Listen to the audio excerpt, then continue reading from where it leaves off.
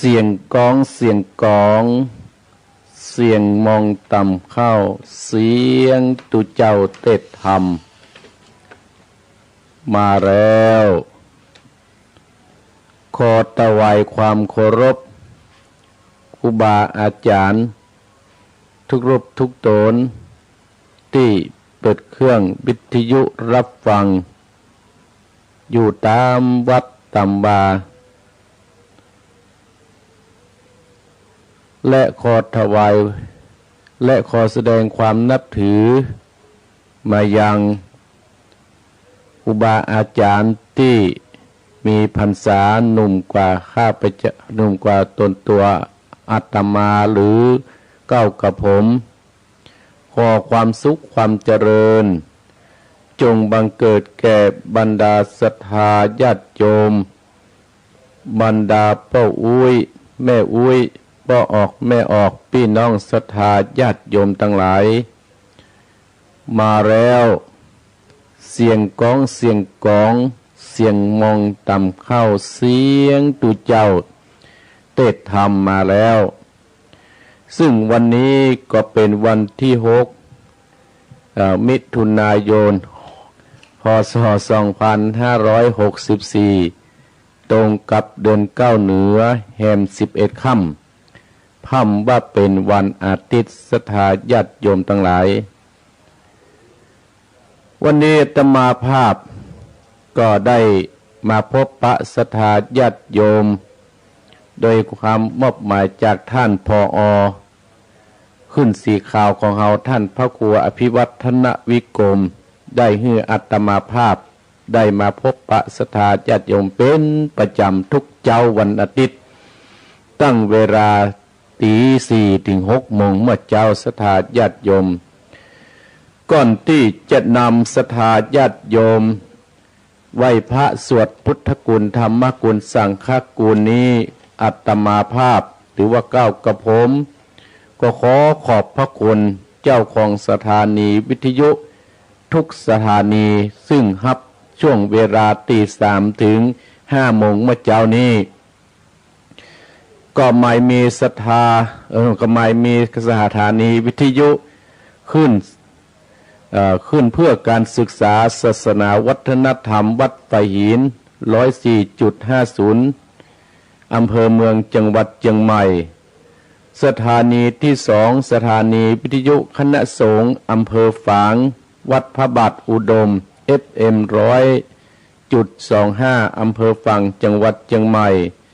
และสถานีวิทยุดินแดนถิ่นระนาบ้านลงงัว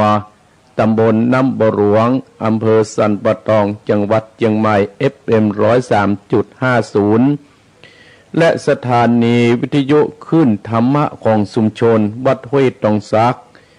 อำเภอจอมทองจังหวัดเชียงใหม่ FM 98.75 และสถานีวิทยุมนต์เสียงธรรมของอำเภอแม่แจ่มจังหวัดเชียงใหม่วัดบุพาราม 106.25 และสถานีวิทยุเน็ตเนวเรดิโอ FM 92.75 บ้านจงตำบลทุ่งกวาวห้างหุ้นส่วนจำกัดอนุสรณ์เรดิโออำเภอเมืองจังหวัดอำเภอเมืองปานจังหวัดลำปางและสถานีวิทยุชุมชนคนเหนือเขื่อนอำเภอฮอดจังหวัดเชียงใหม่ FM 90.75 และสถานีวิทยุเพื่อการศึกษาพัฒนาอาชีพ FM 103 อำเภอเมืองจังหวัดลำปางโดยคุณอนุพงษ์ตาจีนะและสถานีวิทยุวิทยาลัยเทคโนโลยีและการจัดการกพพ.แม่เมาะจังหวัดลำปาง FM 99.50 ขออนุโมทนากับเจ้าของสถานีวิทยุทุกสถานีที่ได้รับเกี่ยวสัญญาณเสียงของอาตมาภาพพระครูวรธรรมนาถนั้นไปถึงบ้านถึงจองศรัทธาญาติโยม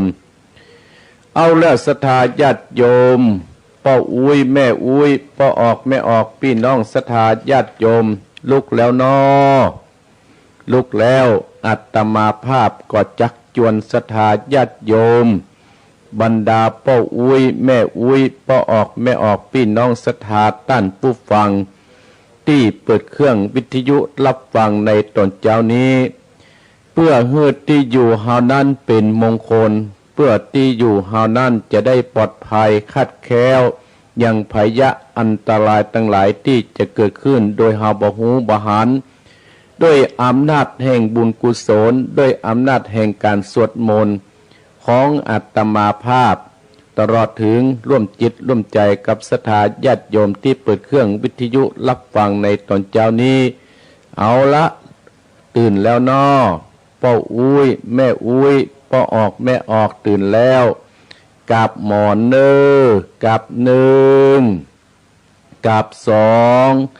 กับสามตั้งอกตั้งใจสวดมนต์ไหว้พระณบัดนี้อะระหังสัมมาสัมพุทโธภะคะวาพุทธังภะคะวันตังอภิวาเทมิกาบสวะคาโตภะคะวะตาธัมโมธัมมังนัมมัสสามิกาบสุปฏิปันโนภะคะวะโตสาวกสังโฆสังฆังนัมมามิกาบนะโมตัสสะภะคะวะโตอะระหะโตสัมมาสัมพุทธัสสะนะโมตัสสะภะคะวะโตอะระหะโตสัมมาสัมพุทธัสสะนะโมตัสสะภะคะวะโตอะระหะโตสัมมาสัมพุทธัสสะพุทธังสรณังกัจฉามิธัมมังสรณังกัจฉามิสังฆังสรณังกัจฉามิตุติยัมปิพุทธังสรณังจะเมตุติยัมปิธัมมังสัตดานังกัจจะเมตุติยัมปิสังฆังสรณังกัจจะเมตติยัมปิพุทธังสรณังกัจจะเมตติยัมปิธัมมังสัตดานังกัจจะเมตติยัมปิสังฆังสรณังกัจจะมินะโมพุทธายะนะโมธัมมายะนะโมสังฆายะอัปปมะโนพุทโธอัปปมะโนธัมโมอัปปมะโนสังโฆพุทโธเมนะโตธัมโมเมนะโตสังโฆเมนะโตกัมมัตตานังเมนะตังกัมมัตตานาตัจจติโยเมนะโต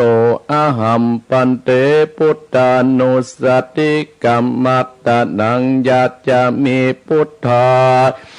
นุสติกัมมัตตานังเตตะเมปันเตอะหัมปันเตปิติอุปัจจารสัมมาติงยัจจามิอิติปิโสภะคะวะอะระหังสัมมาสัมพุทโธวิชาจารณะสัมปันโนสุขโตโลกวิทูอนุตตโตปุริสัตตามมัสสัตตเตสัตตาเทวมนุสสนังพุทโธภควติสวาคโตภควตาธัมโมสันติติโกอากาติโกเอหิปัสสิโกโอปนายิโกปัจจตังเวทิตโปวินโยหิติสุปฏิปันโนภะคะวะโตสาวกสังโฆอุชุปฏิปันโนภะคะวะโตสาวกสังโฆยายะปฏิปันโนภะคะวะโตสาวกสังโฆสามิจิปฏิปันโนภะคะวะโตสาวกสังโฆญาติตังจัตตาเดปุติสายุคานิอัตตาปุติสา ปุกกราเอสะปะกวัตโตสวากาสังโฆอาหุนนายโยปะหุนนายโยทักขิตนายโยอัญชาเดกระนิโยอนุตตรังบุญญาเกตังโลกาสาติอัตติอิมัสสมิงกายเยเกสัตโลมานาคาตันตาตะจงมังสังมะอาตุอาจิมิจังวะกังอัตตยังยากานังกิโรมะกังปิอากังปัปปะสังอันตังอันตากุณังอุตตติยังกะเตสัมเป็นอาเสมังอุปโลอิตังเสโทเมตโตอัสโสวาสาเกิงโกสิงกานิกาตสิกามุตตังมัตตะเกมัตตาลุงกันติตาวัติงสักการังอัญญังอันตะปะโวอนิจจังทุกขังอนัตตาอสุจิงอสุปังอิมังกัมมัตตนังปุณตทโวติอาจิรังวัตยังกโยปัตตวิงอติเสสติสุนโตอาเปตตวิญญาโนนิดัตตังวากาลิงกาลังปัตตเวตาตุอาโปตาตุเตโจตาตุวายโยตาโตรูปกันโตเวทนากันโตสัญญากันโตสังกาลกันโตวิญญาณกันโตปัจจกันตาอัจจตาปะอิตาสังขาราอนิจจทุกขานัตตวิปัสสินาธัมมาอนิจจวัตตสังขตาอุปัตตวยธรรมิโนอุปัจจิตวนิรุสสันติเตสังอุปัสสโมสุโกนามาดูปังอนิจจังตยเตนะนิจจังวัตานิปานังนามารูปังทุกขังตยเตนะสุขังวัตานิปานังนามารูปังอนัตตาอาสารกัตเตนะสรังวัตานิปานังนามารูปังอนิจจังนามารูปังอนัตตานามารูปังนิจจังวัตานิปานังสุขังวัตนิปานังวัตนิปานังปรมังสุขังสาธุสาธุพระปัญญาปัตตมีสัมจิตตาสาธุพระปัญญาปัตตมีวัดเวทดอมบิติญาปัตตมีอมร้อมดาวังดีสีตาปัตตมีบางอกดาบเมตตาปัตตมีปัปเปตังปืนตันนาปารมีเป็นปืนตั้งต่ออุเบกขาปารมีก็เป็นเบียงสัจจะปัตตมีเวทระวังดีเป็นไม่เต้าขันติปัตตมีกายเป็นหอกดาบบังนามายและปืนไฟอาติฐานะปัตตมีปับไปจูแห่งแข็งแรงปับหมู่มันปีสังไปเปตทุกดับเอนางทอดานีอัศจรรย์เสือเหมือนปันอยู่กว้างนำนาทีกว้างต่อกว้างแตกตีฟองนานอเป็นเกาตอกดอกไม้มาปูจาพระเกณฑ์ไตสตานพระปุตตังเลยจุงมาไปโปรดจุงมาอนุญาตโปรดปุกาเตดีแม่ทอดดดีออกปานิดไม่ผมอยู่ข้างทาดจังไรขาดข้างอาสับพ้นดินพ้นนำนาทีลงพระไปก็หาตับเต้าปะยามานเอาอาปุนกว่าไปยกมือตุนหัวสิกาผู้กานี้ชื่อว่าเป็นลูกศิษย์พระพุทธเจ้าตน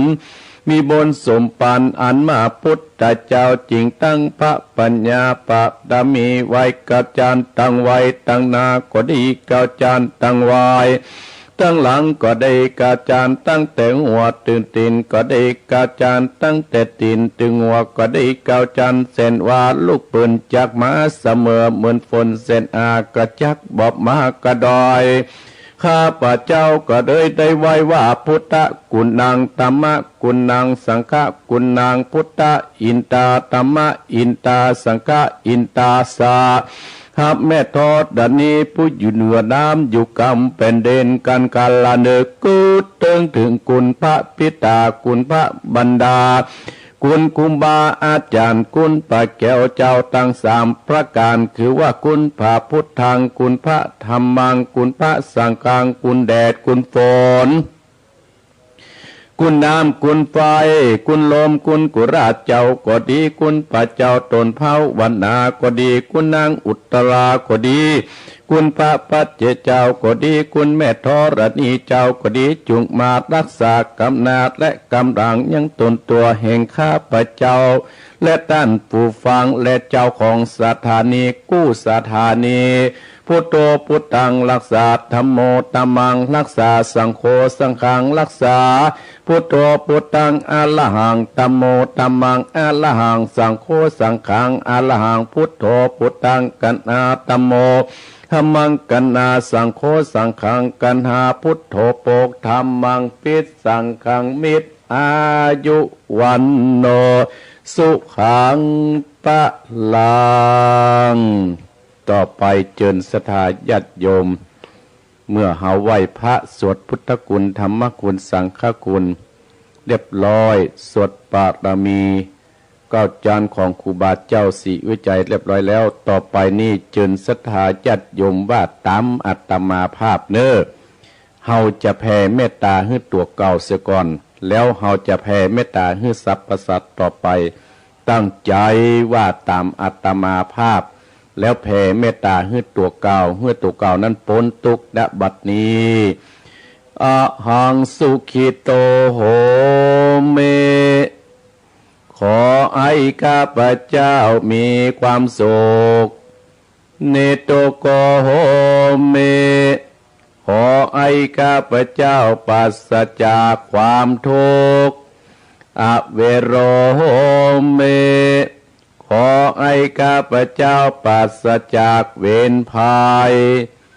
อภัยยาปโชโหเมขอให้ข้าพเจ้าปราศจากอุปสรรคและอันตรายทั้งปวงอนิโกโห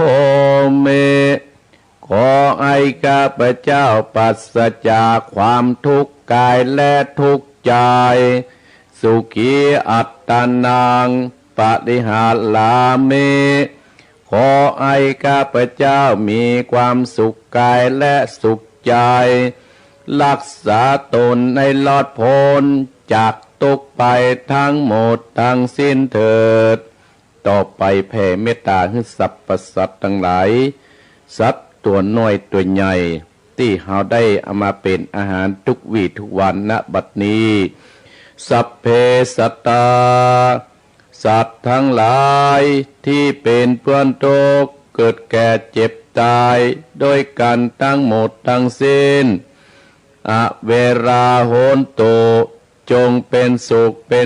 เถิดอย่าได้มีเวรต่อกันและกันเลยอัพพญาปชาโหนโตจงเป็นสุขเถิดอย่าได้เบียดเบียนซึ่งกันและกันเลยอนิกาโหนโตจงเป็นสุขเถิดอย่าได้มีความทุกข์กายและทุกข์ใจเลยสุขีอัตตานังปฏิหารลันโตจงมีความสุขกายและสุขใจรักษาตนให้รอดพ้นจากทุกข์ไปทั้งหมดทั้งสิ้นเถิดท่านทั้งหลายที่ต้องทุกข์ขอให้พ้นจากทุกข์ท่านทั้งหลายที่ได้สุขแล้วขอได้สุขยิ่งขึ้นไปด้วยกันทุกขั้นทุกคนด้วยเถิดเอาละศรัทธาญาติโยมบรรดาพ่ออุ้ยแม่อุ้ยพ่อออกแม่ออกพี่น้องศรัทธาท่านผู้ฟังได้ลุกกันเจ้าและได้สวดพุทธคุณธรรมคุณสังฆคุณสวดปารมี9 จานของครูบาเจ้าศรีวิจัยพร้อมกันนั้นเฮาได้แผ่เมตตาให้ตัวเก่าและก็แผ่เมตตาให้สรรพสัตว์ทั้งหลายเรียบร้อยแล้วอานิสงส์ของการสวดมนต์เมื่อเจ้าและเมื่อค่ำศรัทธาญาติโยมทั้งหลายเปิ้นก็ได้บอกว่ามีอานิสงส์ตึงมุด ตึงมวลนั่นมี12ประการด้วยกันบรรดาพ่ออุ้ยแม่อุ้ยพ่อออกแม่ออกพี่น้องศรัทธาญาติโยมประการที่หนึ่งเพิ่นบอกว่าในการสวดมนต์ทุกวันเป็นมงคลแก่ตัวเองและครอบครัวประการที่สองเป็นการบำเพ็ญภาวนาอย่างหนึ่งประการที่สามเป็นการทำจิตใจให้บังเกิดกุศลได้ง่ายประการที่สี่ทำให้จิตใจเฮาสงบสุขประการที่ห้าเหมาะสำหรับการเตรียมตัวก่อนเข้าวิปัสสนากรรมฐานประการที่หกเป็นบุญที่ได้กล่าวคำศักดิ์สิทธิ์ที่พระพุทธเจ้าบัญญัติไว้ประการที่เจ็ดสวดมนต์เพื่อถวายเป็นพุทธบูชาประการที่แปดเพื่อป้องกันภัยวิบัติประการที่เก้าเพื่อความสำเร็จในสมบัติทั้งปวงประการที่สิบเพื่อให้ทุกข์ต่างๆหมดไปประการที่11เป็นการขจัดภัยต่างๆที่เกิดขึ้นประการที่สองเป็นการบรรเทาความเจ็บปวดต่างๆนานาสถาญาติโยม12ประการที่อาตมาภาพได้นำบรรดาพ่ออุ้ยแม่อุ้ยพ่อออกแม่ออกพี่น้องศรัทธาญาติโยมได้ทำการไหว้พระสวดพุทธคุณธรรมคุณสังฆคุณสวดมนต์ไหว้พระครั้งนี้มี12ประการศรัทธาญาติโยมเอาละศรัทธาญาติโยมอาตมาภาพก็ได้มาแล้วรายการของอาตมาภาพมีชื่อว่าธรรมะยำเจ้ามรดกธรรมกำเมืองธรรมะยำเจ้ามรดกธรรมกำเมืองในการจัดรายการของอาตมาภาพก็เหมือนกับพี่น้องศรัทธาตื่นเมื่อเช้ามาก็ได้ไหว้พระสวดพุทธคุณธรรมคุณสังฆคุณได้เข้าไปไหว้พระพุทธเจ้าเพื่อเป็นมงคลที่อยู่ที่รับที่นอนของเฮาศรัทธาญาติโยมธรรมะยำเจ้าในตอนเจ้านี้อาตมาภาพก็จะได้ได้จ๋าธรรมะของอาตมาภาพตอนเจ้านี้ก็มี10ประการด้วยกันเรียกว่าทศพิธรสธรรม10ประการที่อาตมาภาพจะได้ได้จ๋าฮือศรัทธาญาติโยมเป็นการตอบแทนศรัทธาญาติโยมที่ได้มาเยี่ยมที่ได้มาทำบุญกับอาตมาภาพที่อาตมาภาพได้ถูกพายุลมหลวงปัดเมื่อเดือนเมษายนเมื่อ14เมษายนวันเน่าที่เปิ้นจะมาวัดมาวาที่วันที่14ที่ผ่านมาลมนี่ภัยอันตรายที่เกิดขึ้นเนี่ยท่านทั้งหลายเป็นภัยที่ธรรมชาติที่มันเกิดขึ้นโดยภัยบ่ฮู้ตัวโดยภัยบ่ได้เตรียมอกเตรียมใจไว้ศรัทธาญาติโยมลมนี่มันตึงบ่กลัวภัยสักคนนะศรัทธาตำรวจมันก็ตึงบ่กลัวบ้านป้าหลวงกำนันมันก็ต้องมาเข้าหมดถ้ามันมาตั้งนั้นน่ะมันเลาะไปวัดมันก็ตึงบ่กลัวศรัทธาญาติโยมแต่อาตมาภาพภาพภูมิใจศรัทธาญาติโยมขึ้นสีขาวที่ฟังอาตมาภาพธรรมะยำเจ้ามรดกธรรมกำเมืองทุกวันติดเนี่ยบัดนี้สำเร็จละศรัทธาญาติโยมราคานะอันเก่าผ่านไปอันใหม่เข้ามาคงที่งามสีแดงงามศรัทธาญาติโยมได้รับความเมตตาจากคณะศรัทธาขึ้นสีขาวได้รับความเมตตาจากท่านผู้ฟังอาตมาทุกวันติดหลายคู่หลายคนศรัทธาญาติโยมเพิ่นมากันมาที่มาเยี่ยมมาเยียนฮื้อกำลังอกกำลังใจอาตมาภาพแม่จะโดนเขานี่เพิ่งกลับมาจากเชียงใหม่ป้อไอ้แม่น้อยเขามาจากอำเภอแม่ริมมาจากเจ้าของสถานีก็มาศรัทธาญาติโยมเจ้าของสถานีน่านฟ้าเรดิโอเพิ่นก็มาหาอาตมาภาพหลายผู้หลายคนต่างตาจ้างแม่เพนข่าวเตี้ยนี่ก็เป็นสะพานบุญให้อาตมาภาพตังเวียงปะเป้ากันนักนาปะป้านลำปางก็มีในตัวเมืองเชียงใหม่กันนักศรัทธาญาติโยมณถึงสำเร็จแล้วอาตมาภาพถ้าโควิดจบปุ๊บมันมีเนี่ยอาตมาภาพจะตานเลยศรัทธาญาติโยมตานเลยเพราะว่าฮือกับศรัทธาญาติโยมฮือกับได้บุญได้กุศลที่ทำขึ้นมาหันทันตาเห็นคน10คน20คน100ศรัทธาญาติโยมมันก็เรียบร้อยไปอันนี้เรียกว่าความสมานสามัคคีในหมู่ในคณะที่อินดูสงสารวัดหนองเหียงศรัทธาญาติโยม วัดหนองเหียงนี่ถ้ามันมีตั้งสถานีวิทยุเจ้าของสถานีวิทยุก็ดีมันมีท่านพระครูพิวัฒนวิโกมนี่ก็ดีนะสตาญาติโยมคงจะเป็นแบบนี้ลำพังอาตมาภาพทุกเจ้าตัวน้อยสถาญาติโยมทุกเจ้าอายุนักแต่ว่ามีความรู้แต่ใดก็ได้รับความเมตตาจากท่านผอ.เฮาคือท่านพระครูพิวัฒนวิโกมเนี่ยฮื้อกำลังอกกำลังใจได้สั่งได้บอกได้กล่าวได้ให้โอกาสให้อาตมาภาพได้ชักจูงจวนพี่น้องศรัทธาญาติโยมขึ้นผู้ฟังอาตมาภาพนั้นมาช่วยทนุบำรุงถ้ามันมีคงจะบ่ได้ปุ่นนี้นะศรัทธาญาติโยมธรรมะในตอนเจ้านี่ก็คือว่ารสพิษรสธรรม10ประการหนึ่งคือการให้2การตั้งอยู่ในศีล3ในการบริจาค3ในความซื่อตรงสัจจะ5ความอ่อนโยน6ความมีตบะหรือความเพียร7มีความไม่โกรธ8มีความไม่เบียดเบียน9มีความอดทน10คือความไม่ขัดจากธรรมคือความตั้งมั่นในธรรม10ประการคือมื้อหนึ่งคือการให้หรือว่าการให้2การตั้งอยู่ในศีล3การบริจาค4ซื่อตรงความซื่อตรง5ความอ่อนโยน6มีตบะ7มีความไม่โกรธ8ไม่มีความเบียดเบียน9มีความอดทน10ไม่ขัดจากธรรมคือตั้งมั่นอยู่ในธรรมศรัทธาญาติโยมอันนี้ธรรมาภาพจักได้ได้จ๋าเป็นการตอบแทนศรัทธาญาติโยมท่านผู้ฟังของอาตมาภาพที่ได้รับฟังในรายการธรรมะยามเจ้ามรดกธรรมกำเมืองเนื้อศรัทธาญาติโยมเนาะญาติโยมบรรดาพ่ออุ้ยแม่อุ้ยพ่อออกแม่คอกคือการให้หรือว่าการฮื้อตานในศรัทธาญาติโยมอย่างบรรดาศรัทธาพ่ออุ้ยแม่อุ้ยพ่อออกแม่ออกพี่น้องศรัทธาญาติโยมท่านผู้ฟังได้ฮื้อบุญกุศลฮื้อได้ฮื้อการได้มาช่วยทนุบำรุงในที่อาตมาญาติโยมที่เขาได้มาฮื้อกันคือในการฮื้อตานสร้างบุญสร้างกุศลไว้กับเนื้อกับตัวในฐานะหาเป็นเจ้าพุทธศรัทธาญาติโยมทั้งหลายตานเนี่ยศรัทธาญาติโยมตานสร้างวัดนั้นสร้างวัดนี้ตานไว้กับเนื้อกับตัวหลายอย่างหลายประการและการตั้งมั่นอยู่ในศีลการตั้งมั่นอยู่ในศีลนี่มันเป็นมงคลกับตัวเฮานะศรัทธาญาติโยมถ้าเฮาตั้งมั่นอยู่ในศีลนั่นก็มีอยู่1ศีล5 2ศีล8 3ศีล10 4ศีล227ศีลพระคุศีลตุเจ้าศรัทธาญาติโยมก็ศรัทธาญาติโยมท่านผู้ฟังของอาตมาภาพก็ตั้งอยู่ในศีล5ที่หมู่เฮาท่านทั้งหลายไปกันไปงานไปวัดไปวา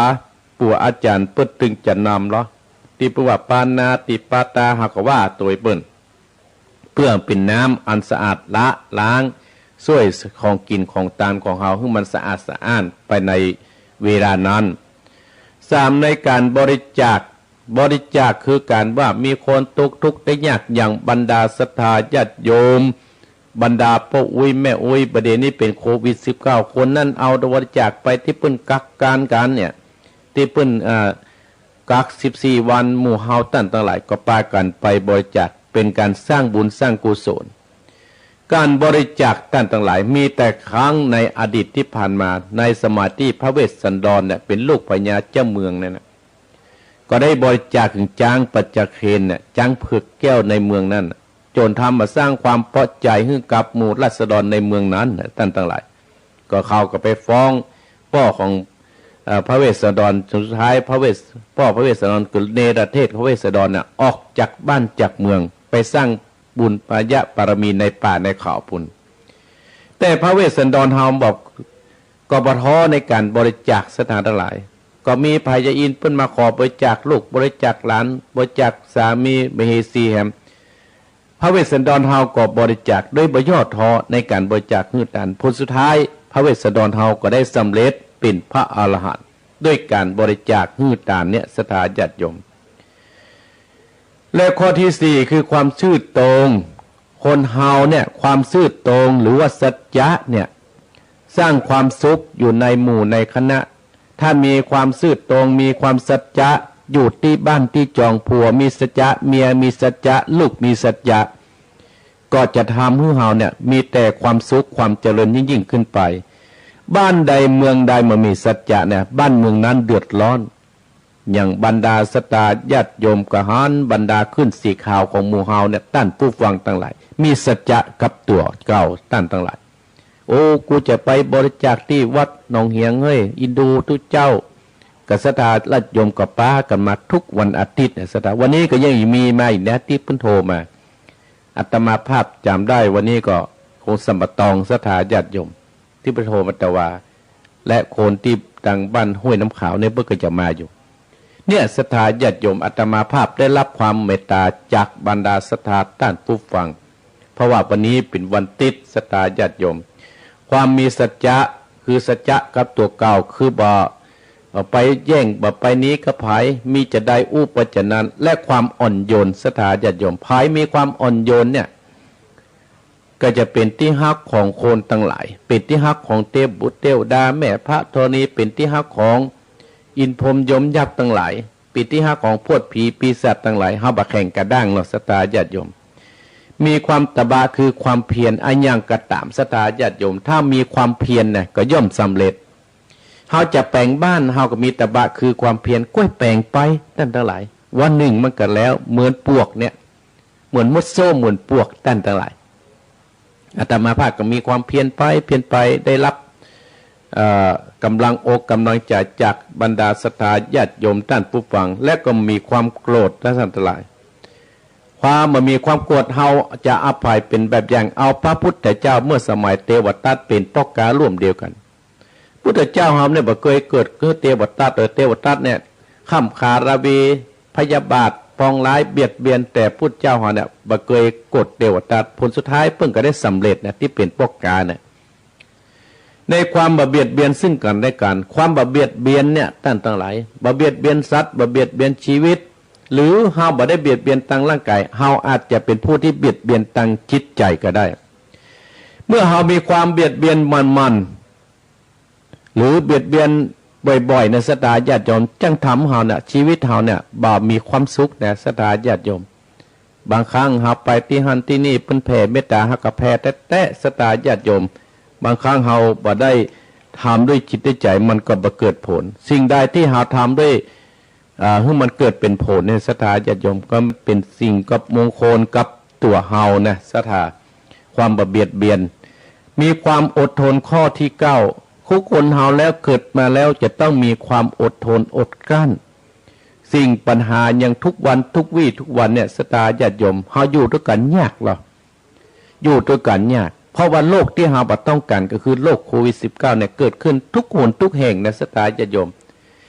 เฮาจะให้โลกเหล่านี้หายไปได้เฮาก็ต้องมีความอดทนอดกลั้นให้ความสมานสามัคคีในหมู่ในคณะกัน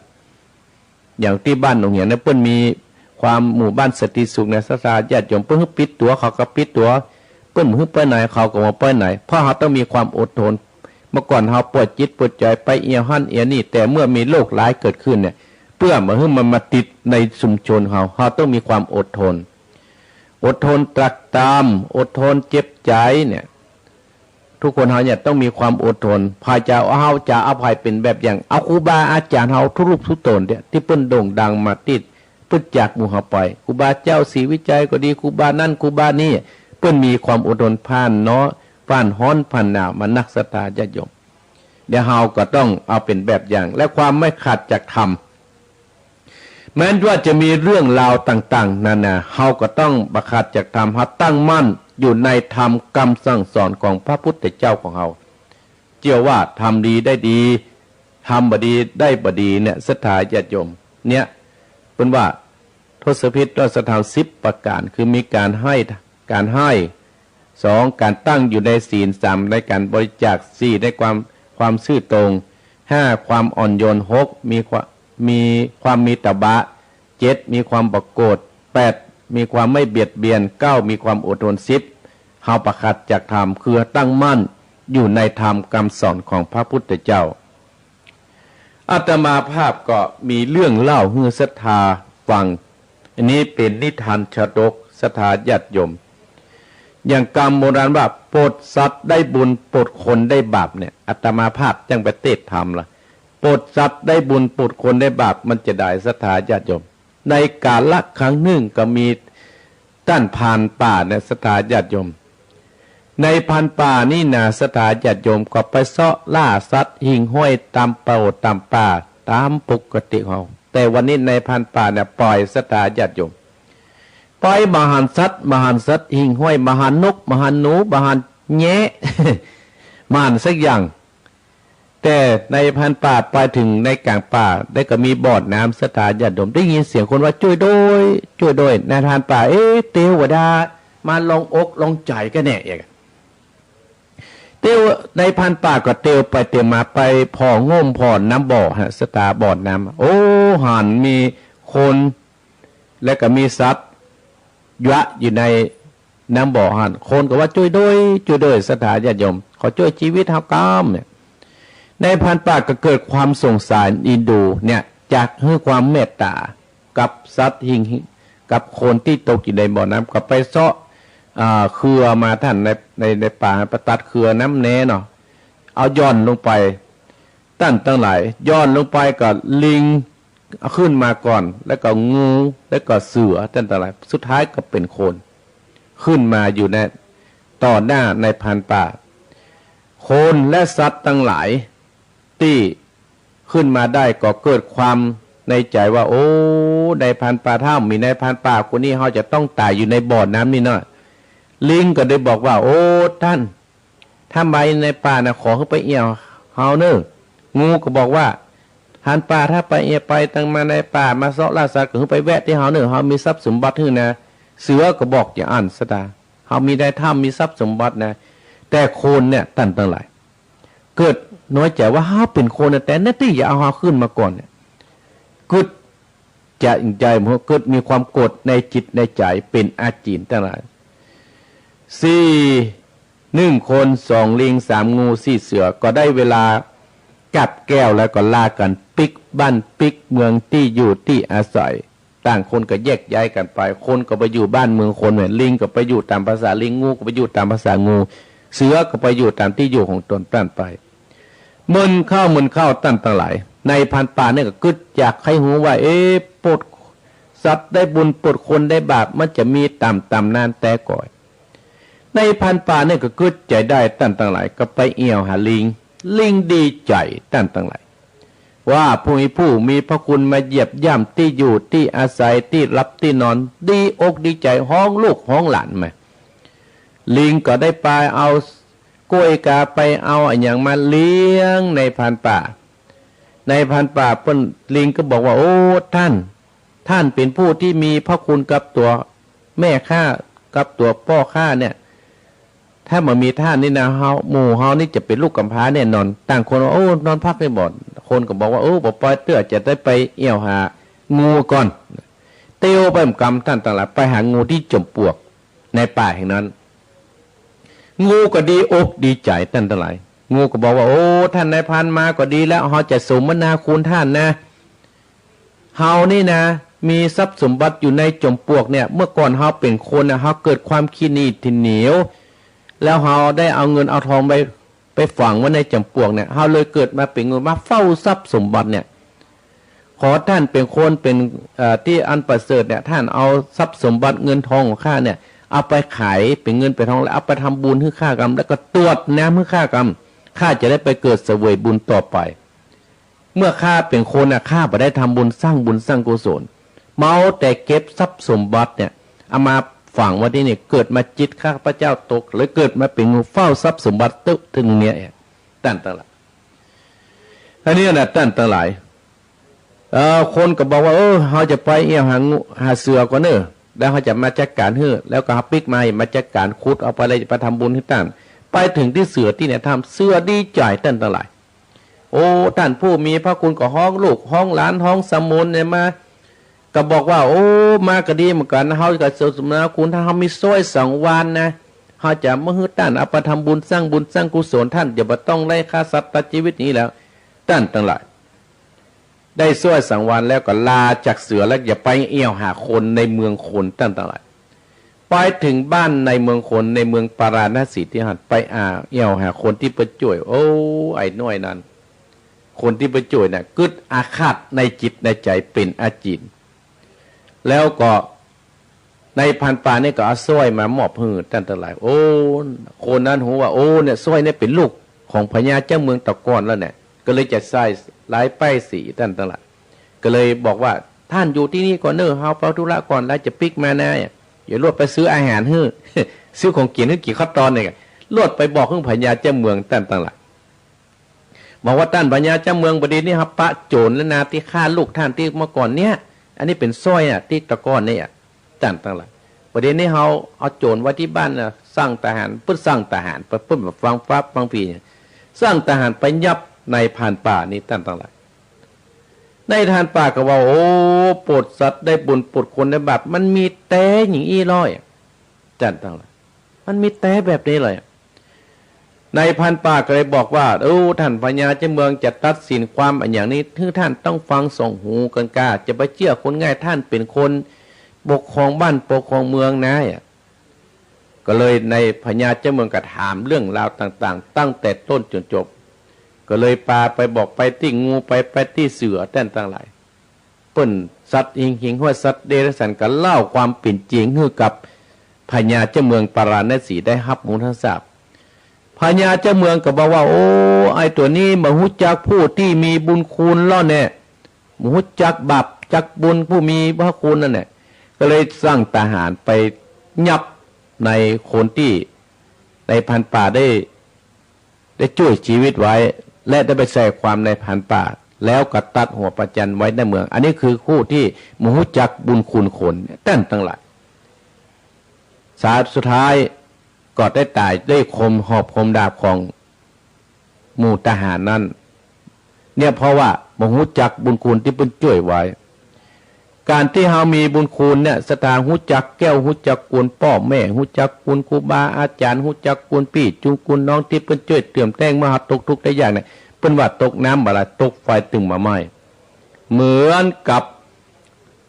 ในพันป่าที่ช่วยโคนลิงงูและสัตว์เนี่ยว่าปลดสัตว์ได้บุญปลดคนได้บาปเนี่ยท่านทั้งหลายอันนี้ก็เป็นการสอนจิตสอนใจให้กับหมู่เฮาท่านผู้ฟังอาตมาภาพมาเล่าให้ศรัทธาได้ฟังกันเพราะฉะนั้นคนเฮานั้นอีพ่ออีแม่เกิดมาเป็นคนนั้นมันแสนยากหรอโอ้มันแสนยากเขาจะเกิดมาสมัยประเดี๋ยวนะอีพ่ออีแม่มันเจ้าเหมือนสมัยตะก่อนประเดี๋ยวมันเกิดมันน้อยกว่าตายนะสถาญาติโยมเพราะฉะนั้นเขาต้องฮึดทานมีศีลและมีภาวนา3ตัวนะทานศีลภาวนาให้มันอยู่กับเนื้อกับตัวเฮาไปโดยตลอดแล้วเฮาก็จะมีความสุขอยู่ที่บ้านที่จองเฮาก็มีความสุขอยู่กับพ่อกับแม่กับพี่กับน้องกับลูกกับหลานต่อไปอันนี้แหละอีพ่ออีแม่อาตมาภาพจึงได้นำธรรมะยำเจ้ามรดกธรรมกำเมืองได้มาอู้มาจ่าให้ศรัทธาญาติโยมบรรดาพ่ออุ้ยแม่อุ้ยที่ได้ฟังรายการของอาตมาภาพส่วนไทยทอดสดเนี่ยอาจจะขัดข้องบนเนื้อศรัทธาญาติโยมเนาะเพราะมันดับไปเนาะอาตมาภาพก็ขอบคุณศรัทธาญาติโยมบรรดาพ่ออุ้ยแม่อุ้ยพ่อออกแม่ออกที่ฟังอาตมาภาพเลยเนาะก็ขอบคุณศรัทธาญาติโยมที่คือการสนับสนุนในการช่วยคน10คน20ตามที่ศรัทธาญาติโยมได้มาวันนี้ก็อนุโมทนากับศรัทธาญาติโยมที่จะมาเอวหาวัดเอวหาวาอาตมาภาพอยู่วันนี้มีอยู่3รายการที่ท่านผู้ฟังของอาตมาภาพเอาละศรัทธาญาติโยมวันนี้เฮาก็จะได้พูดแล้วนี่เฮาไปได้เปิดสายคือศรัทธาญาติโยมเปิดศรัทธาเพื่อกระเดือดโอ้ท่านพระครูเปิดสายน้อยมาเอาวันนี้ก็ลองเปิดสายก่อนว่าจะมีคนฟังก็วันนี้อากาศต่างบ้านต่างจองเป็นจะได้เอกอากาศที่บ้านที่จองเฮานี่เป็นจะได้พ่องและก็อนุโมทนากับอาจารย์เพิ่นพิษทิพย์บ้านแป้นเนอร์เพิ่นได้ทำบุญวันเกิดได้ตานเฮือกับแม่กองคำทองคำได้ตานเฮือกับแม่ขมูลสมมาขอโทษนะแม่อาจารย์เพิ่นพิษเนี่ยตานเฮือกับแม่กูมือตานเฮือกับแม่มูลทิพย์เป็นวันเกิดอนุโมทนาได้ทำบุญวันเกิดร่วมทำบุญสร้างบุญสร้างกุศลอาตมาภาพ500 บาท ขออนุโมทนาสาธุเนอบุญใดกุศลใดที่ศรัทธาญาติโยมได้ทำกับอาตมาภาพก็ขอให้เป็นบุญเป็นกุศลซึ่งเจ้าภาพว่าทำวันนี้อาตมาภาพจะได้ทำที่ว่ากิจนานาจ้างผูกแรกเจ้าภาพทำแล้วก็หมายมีแม่เพนขาวเตี้ยอุทิศบุญกุศลให้กับพ่อน้อยปันแม่เงินจีนาอิและนายอเนกชัยกวินอุทิศบุญกุศลให้พ่อสอนชัยกวินบ้านใต้จางสถาญาติโยมและเจ้าภาพอีกคนหนึ่งคือนายเอกนรินทร์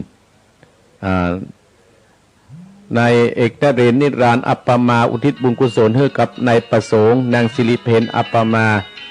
และก็แม่บัวเรียววงเติงได้อุทิศสุกุศลไว้ภายภาคหน้าหันยังไม่ได้บอกเบอร์แต่สถาญาติโยมเปิดน้อยเดียวไปได้นะใครจะโทรก็คือโทรก็โทร0828857225จะเริญปอนไว้สาเจ้าท่านพระครูเจ้าเจริญปอนย่างแม่จันทิพย์ว่ามาแม่จันทิพย์ต้องเจ้าเลยเจ้าแต่ตัวโมนะเจ้าต้องจะมือแล้วน่าจันทิพย์กิจกรามอนุโมทนาสาธุเนอเจ้าเป็นกำลังใจท่านพระครูนะเจ้าเจริญปอนเนาะเจ้าอนุโมทนาสาธุเจริญปอนเจริญปอนไม่จัดทิพย์มาก่อนฮะสถาอาตมาภาพยังตันได้บอกเบอร์ประจำเลย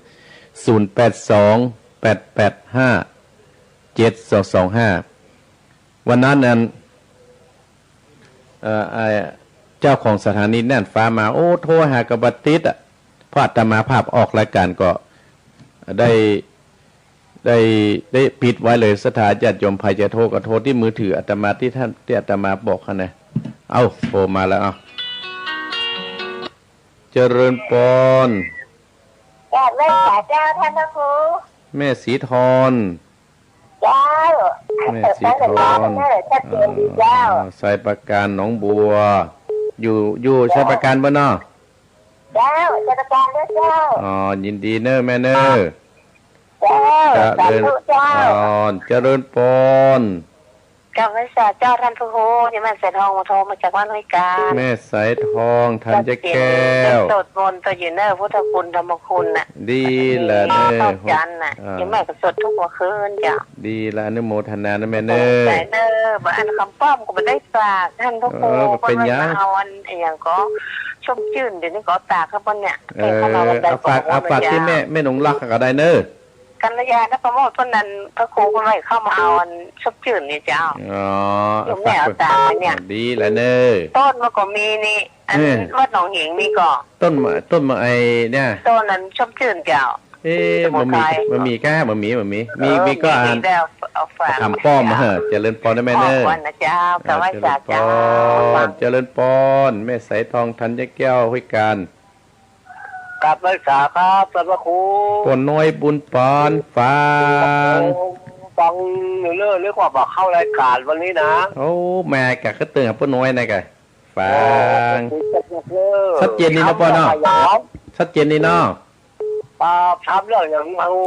กิษณางาจ้างผูกหนึ่งมีกี่ผูกหลายผูกอยู่ก็มี5ผูกกับ10ผูกเนี่ยก็มา5กับ10เนี่ยพอดีละพอยาวนี่ก็ได้แล้วแหมกับต่อด้วยอันไหนกะแมง4 หู 5 ตาเอกะเตรียมไปหมดแล้วนะฟังไปเนิ่นเนอะฟังไปเจริญปอนน้อยบุญปานฝังเจริญปอนครับผมอันนี้หางโดงครับปอชิดครับปอชิดหางโดงปอชิดฟังเนาะหางโดงหางโดงปอชิดครับผมฟังธรรมเนอะกิษณางาจังผูกหนึ่งนะครับแม่ตั้งใจฟังนะยินดีนะปอนเนอได้อยากเต้นแล้วเจริญปอชิดหางโดงเจริญปอนได้บอกเลยเจริญปอนแม่ว่าจะอยู่ที่ไหนจันแจงเวียงหนองลองเจ้าแม่ยังแม่น้อมสุภาวงศ์แม่น้อมกะแม่น้อมตาจางแม่น้อมฟังชัดเจนนะแม่เนาะฟังชัดเจนเด็กก็ฟังทำต่อนะแม่เนอลูกไหว้พระตัวอาจารย์ไหว้พระแล้วสบายอกสบายใจแผ่เมตตาเรียบร้อยเนาะ เจ้ายินดีนะแม่เนอสาธุเจ้ายินดีเจริญปอนนมัสการเจ้าว่าจะได้แม่หยังแม่จันสมเจ้าแม่จันสมว่าจะได้ทุกกี่โมงโอ้ลูกประมาณ2:40 นาทีโอ้ตื่นเช้าตี 4เนาะยินดีนะแม่เนอจันสมเนอคนตกกับเจ้าย่างบัดตกแม่ตกวันก่อนนะกะเมินละมองฝางนี่ตกกูแรงเลยเปล่ามาตรงเพในแห้มอารมณ์มาเนอเอากระฝนเนอจะฝากไว้ให้แม่เจ้าเจริญปอนแบ่งไปให้เจ้านมัสการเจ้าเจริญปอนเจริญปอนแม่จันสมเจริญปอนเจ้ากราบไหว้สาเจ้าท่านพระครูแม่สุกแก้วแม่สุกแก้วศิลปพรสิทธิ์เตี้ยเด้อแม่สุกแก้วได้ไว้ถ้าได้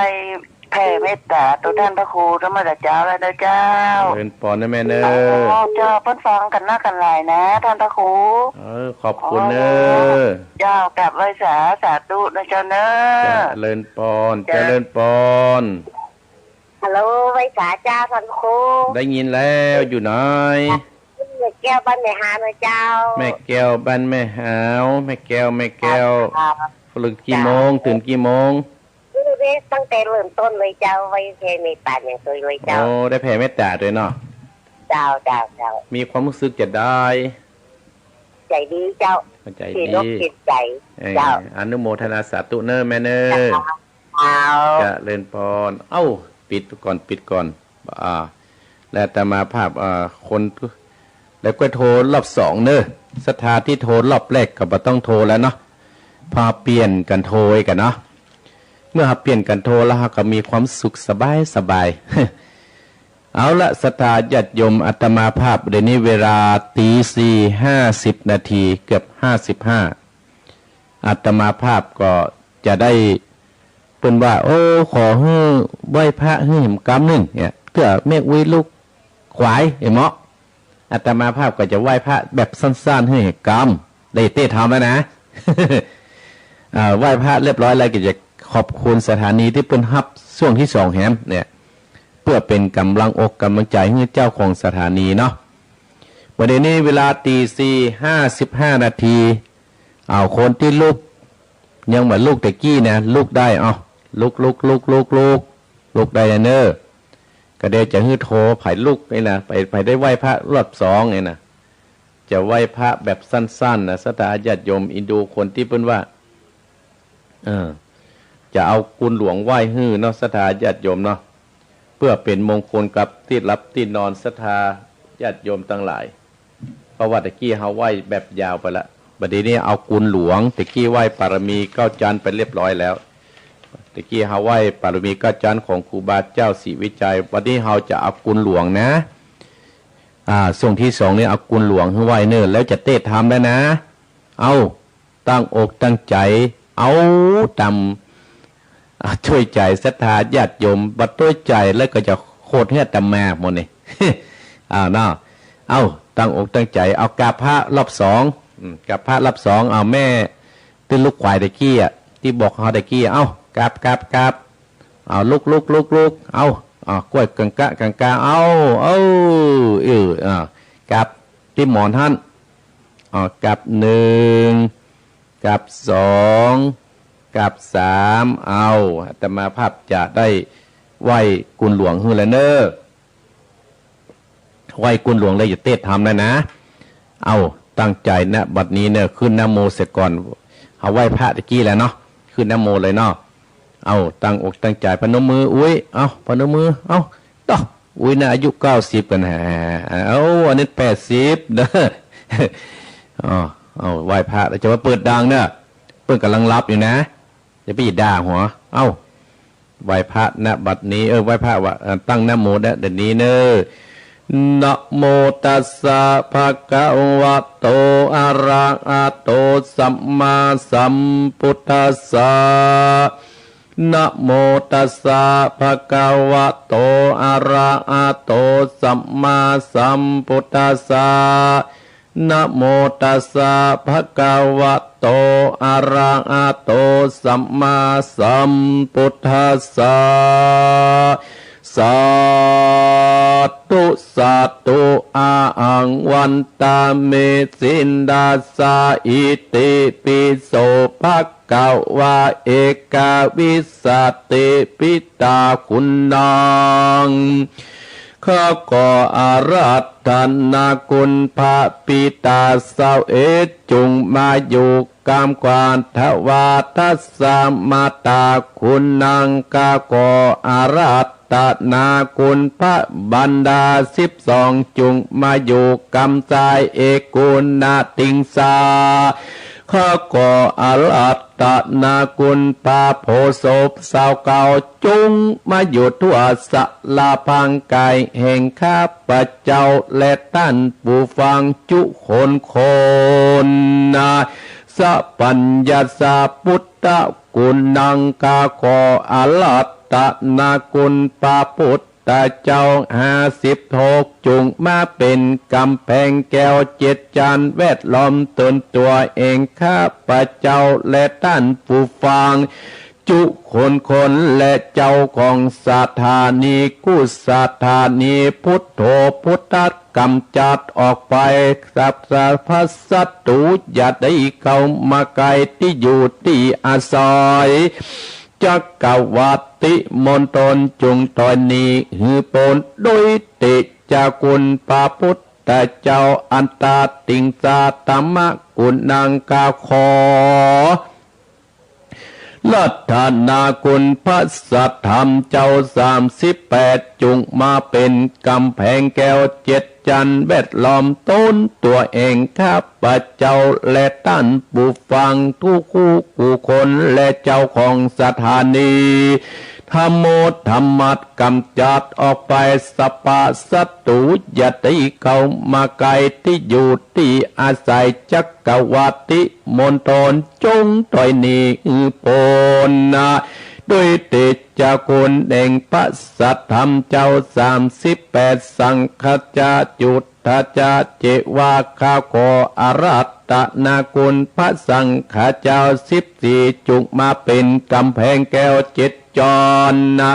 เวร้อมตนตัวเองข้าพระเจ้าและท่านผู้ฟังเจ้าของสถานีกุสถานีสังโฆสังคับกำจัดออกไปสัพพสัตตุอย่าได้เข้ามาไกลที่อยู่ที่อาศัยจักรวัติมณฑลจงตอยนี้หือปนด้วยติจากุลพระสังฆเจ้า14ติลัตตานางอาหังวันตาเมสินดาสาอิติปิโสภะกวาตาสัจจลากุณังกาโคอลัตตนาคุณพระอาจารย์10ตาจงมาตัวอยู่ทั่วอาการ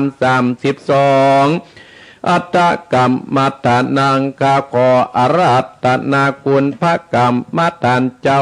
18จุงมาเป็นทิพปมนต์สัสรทวาตโปกาโคลัตตนาคุณพระคงคา12เอกนาวิสัตติธรณีกาโคโหอลัตตนาคุณพระธรณีเสาเอ็ดสัตตวาโยคาโคอารัตตนาคุณลม7สัตเตโชคาโคอารัตตนาคุณไฟอกนำมาเรียกว่าธาตุทั้ง4ก็มีดินน้ำและลมไฟนี่เป็นเตเปิ้งแห่งทรัพย์ประสาทบัดนี้ข้าขอมาอาราธนากำจัดกำใจนัตตโรโมตรายพุทธสุนไอทาสุนียทนอยู่ได้นะกะโมกากุสโตสัมปวโอนตุจุงบังเกิดเป็นนาคือว่าพระกุณาโกเป็นอาโปทัตนามเฮยิ่งทั่วกัญญาโมกะโตโคตโมสัมปวโหนโต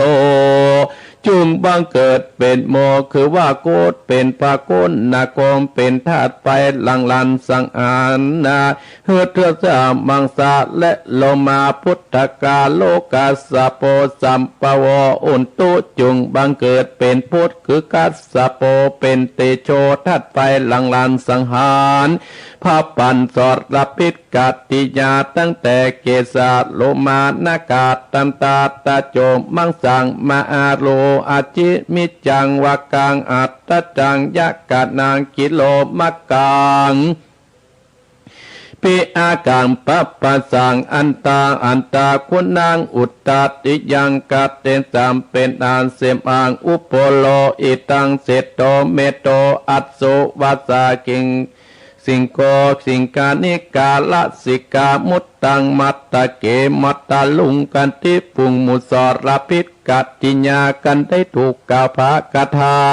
ให้วิ่งหนีทากะโมโกตะโมสัมปโวอุนตุจุงบังเกิดเป็นตาคือพระสิกายะมุนีเป็นปัตตวิทัพตัญญกะโตยะเมตตโยสามว่าอุนโตจุงบังเกิดเป็นยาคือพระสิทธิยะเมตตายเป็นอากาธาตุฝูงหมูสอดพิษกัตติญากันได้ยินถูกกล่าวพระคาถาก็ทนอยู่บ่ได้ข้าพุทธเจ้าจึงยกมือไหว้คุณอากาศ13คุณอาการ21คุณอาการา33คุณนิสวาสคุณอาสวาสคุณปัสสวาสคุณศีล5ศีล8ศีล10 217คุณปัญญาคุณโสดาคุณสกิตากาคุณอนาคาคุณอรหันตาคุณมรรคสีคุณผลสีนิพพาน1เป็นเก้านับปัตตินตาเป็น10คุณตานาสีราเนกกัมมาปัญจวิทยาขันติสัจจะอธิฐานาเมตตาอุเบกขาตาวติงสาปาละมีสัมปันโนพุทโธอนันตกุโนวัตโสภกวาอันวาพระสัทธานันจากคุณประมาณมิได้จุมมนทิปะมนปะเจียนตั้ง84,000พระธรรมการตัดเสียถึงไปในและไปนอกคุณประสิทธิ์นรอดคุณประสิทธิ์นาได้คุณประสิทธิ์ตักงัวคุณประสิทธิ์ตักปลายคุณประสิทธิ์ได้แสนโกดบนบันทิดาบท18คุณอันทรงวิจาเองพระพุทธเจ้าเตตายคุณพระสยาคุณพระบาทคุณพระธาตุคุณปามหาโมกราคุณปฏิสาวคุณปามหาอุปโกตินสาวคุณบันทิตาสัมมัเนคุณปามหากัญจเตนสีคุณที่สองคุณพรหมิหารตั้ง400,000 โกฏจักรวาลบัดนี้ข้าขอมาอาราธนามาบันดาลเผ่าปานอสรพิษกติญาเฮือทวดนาโลมาและอินทรีข้าขอรัตนาคุณอภิธรรมา7คำพีสังวิตาปุกยปาข้าขอรัตนาคุณนิกายตังอาติมาสังอังโคข้าขออาราธนาคุณพระวินัยตังอาปาจุปมาข้าขออาราธนาคุณสัตธรรมตั้ง8จิตนาวตะกัญญาข้าขอรัตนาคุณจญามัตตมาอุกาสะตุจุงมาเป็นดาบกสิกาเอมันตาบัดนี้ผู้ข้าขออาราธนามาอยู่กังสันบัดนี้ผู้ข้าจะฟันด้วยไตรสนาคมคือพุทธังตัสสามิ ธัมมังตัสสะมิสังฆังตัสสะมินะโมตัสสะสะตัสสะโมนะโมตัสสะสัพพสัตตุก็ขาดเป็นพงธุรีที่เดือดอยู่ในอินทรีย์ให้หนีไปอยู่นอกจักรวาลกูจากอ่างองค์การนักกิ่งบันดาลกูจักศาสตวานป่าอิมมาปานผงหมู่มันก็ร้อนล้นนู่นเดือบาดกูจักปิดตะวันตั้งเก่ากูจักเล่าภากาถา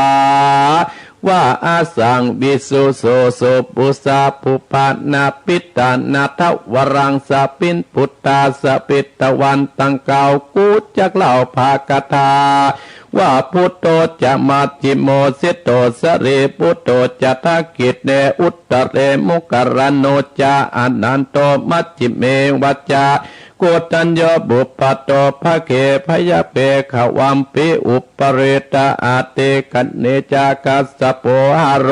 เจวาอิสาเนสเปเตพุทธมังกัตโยตยาปุจิตโตอุนตินิทุโกติปันทโวมหาเตโชสตาโสติสยาโสติภวันตุเม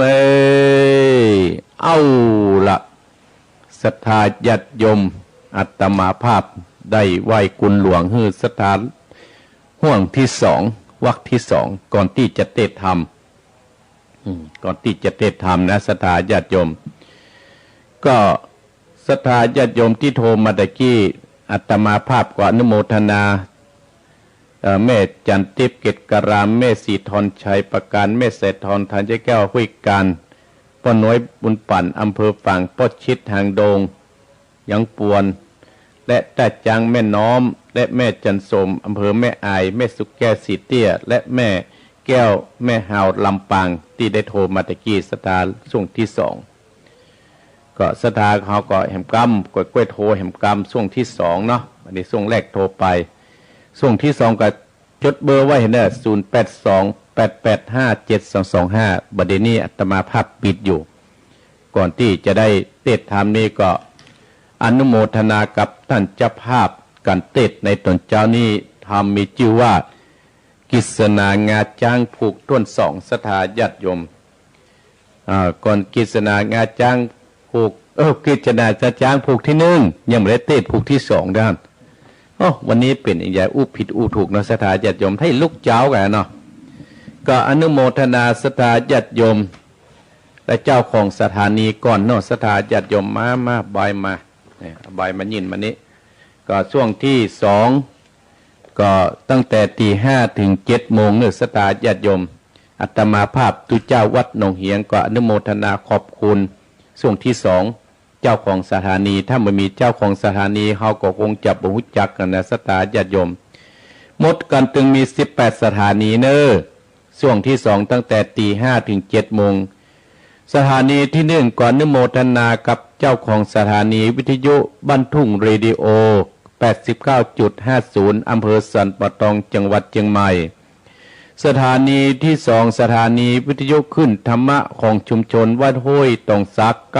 98.75 อำเภอจอมตองจังหวัดเชียงใหม่สถานีที่สามสถานีวิทยุเวียงปะเป้าเรดิโอ 90.00 อำเภอเวียงปะเป้าจังหวัดเชียงรายสถานีที่สี่สถานีวิทยุคณะสงฆ์อำเภอฝาง 100.25 วัดพระบาทอุดมจังหวัดเชียงใหม่อำเภอฝางและสถานีที่ห้าเกาะสถานีวิทยุขึ้นมนต์เสียงธรรมวัดบุพารามอำเภอแม่แจ่ม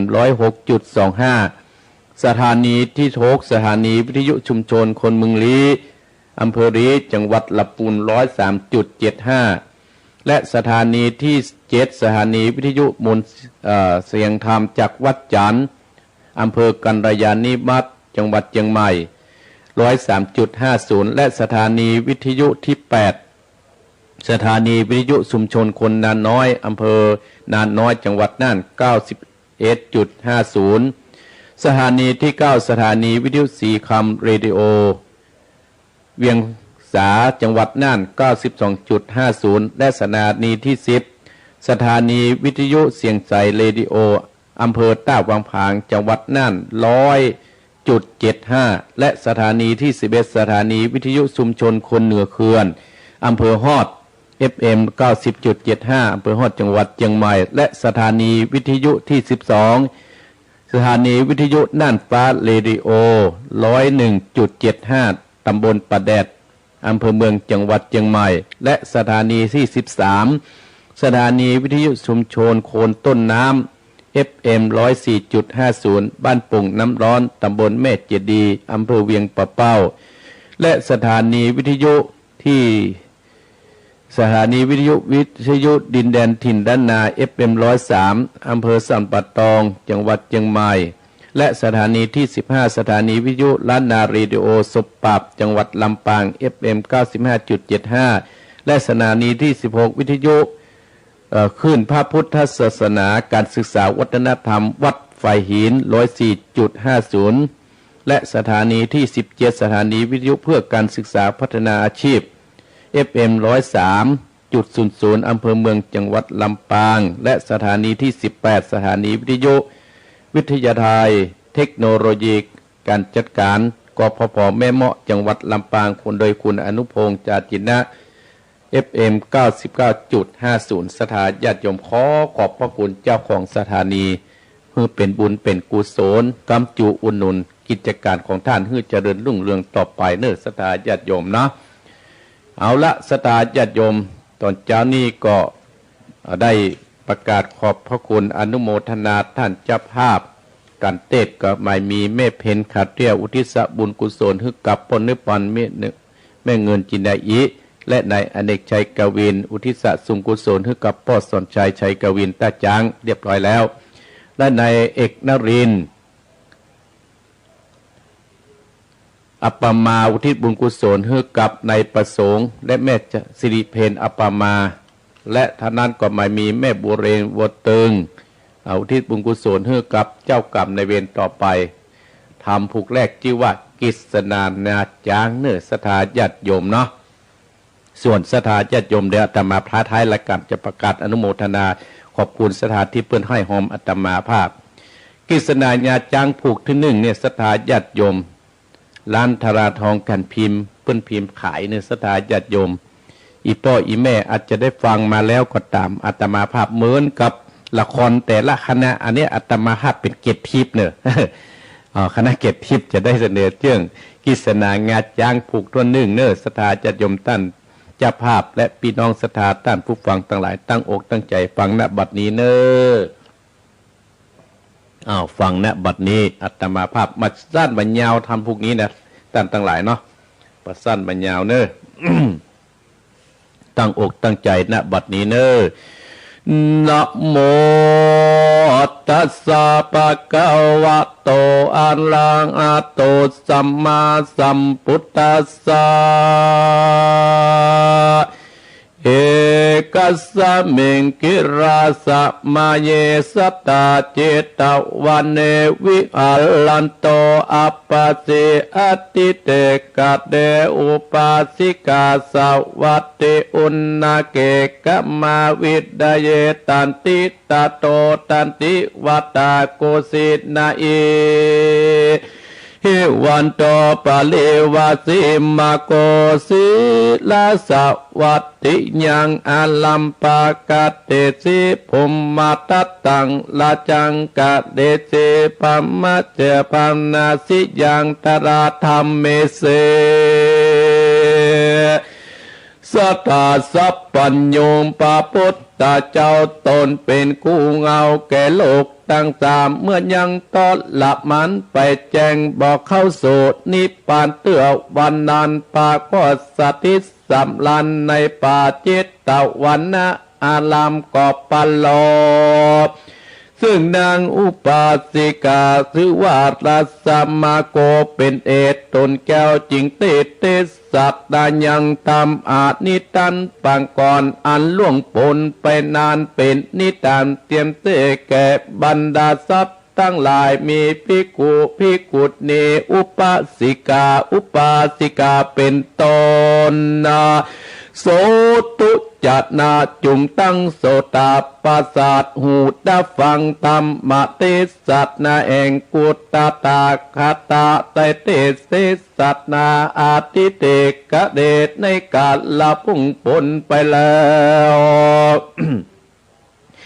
จึงในการวันนานยังมีปัญญาตนหนึ่งชื่อว่าพมบัตตัดดาจาสวยราชสมบัติในเมืองพาราณสีนครติพานตนประกอบไปโดยราชตาธรรม10ประการทบทวนก็มีแลส่วนอันว่าอากรรมเอสีปัญญาตนนานชื่อว่าสุกันตาเตวีว่าอันมีสนมตั้งหลายได้16,000นางเป็นปฏิวานอยู่กำจุไปแล้วเสวยราชสัมปติในเมืองปาราณสี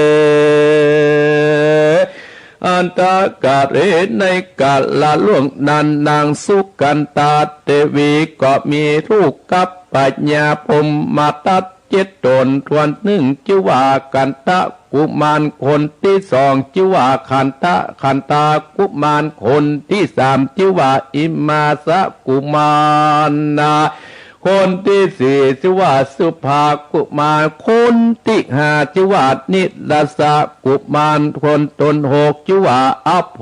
นากุมารคนที่เจ็ดนันทเศษนากุมารและโสลาจาอันว่าปัญญาพรหมตัดตนนอนนา มีลูก7 คนดังเก่ามานี้เมตเตจาอนุภาพปับแปกาศึกตั้งหลายประเทศบ้านเมืองใหญ่ตั้งหลาย101หัวเมืองกอดนำบรรดาการของฝากถึงลูกสาวหากงามดีถวายแก่พญาบลานาสีตนยศใหญ่ปัญญาก็มอบให้แก่ลูกแห่งตนก็มิแลโสอนันตเศษโนอันว่าเจ้ากุมารคนชื่อว่านันตาเศษนั้นก็มีใจคิดได้อย่างนางชื่อมีการตามตอบว่าข้าพ่อแม่เป็นเจ้า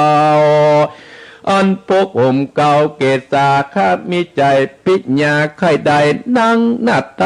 นารีขอขึ้นนาฮือพิตาดังเก่าขาดนี้เล่าจักออกไป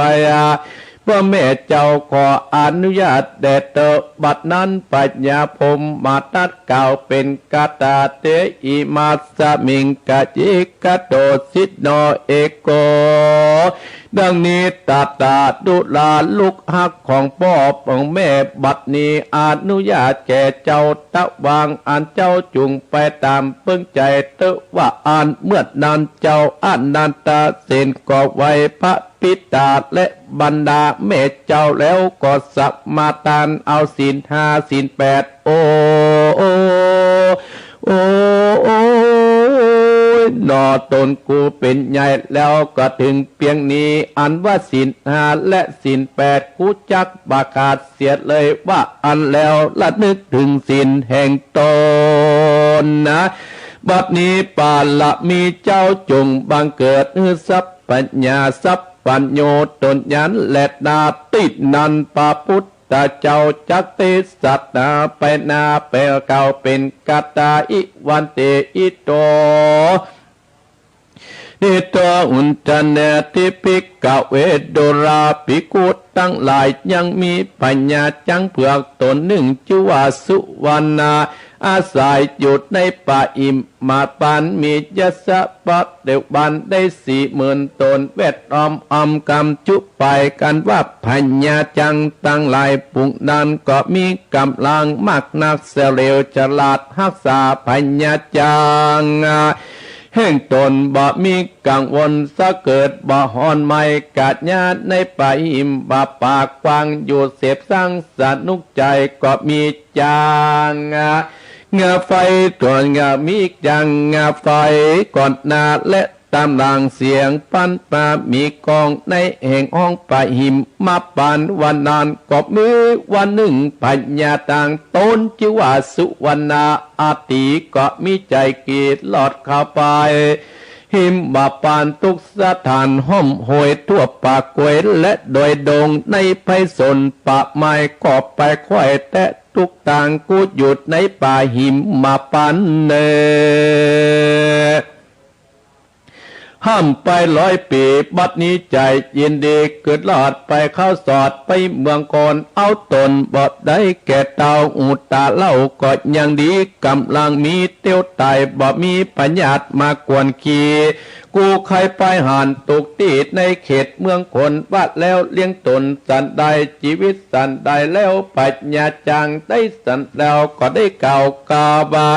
จังแก้วไฟวาดดุลาปัญญาจังไฟเฮ้ยตนบัดนี้กูตนลาดใครไปเอวยังเมืองค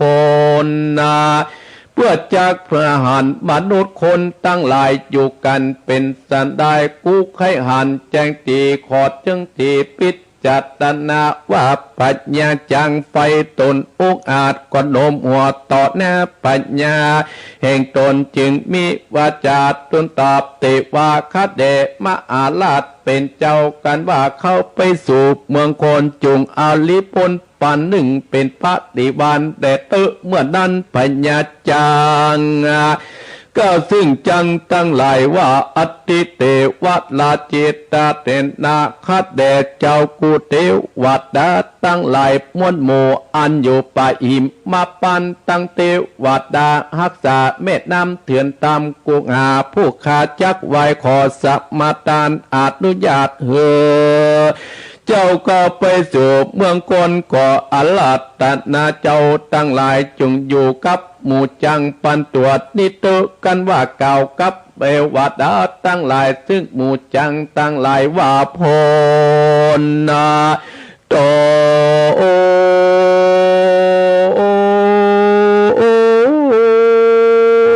เพื่อนตั้งหลายได้40,000 ตัวจุงรักษาตัวยืดในป่าเอาสังกะหาเป็นเครื่องเตือนใจ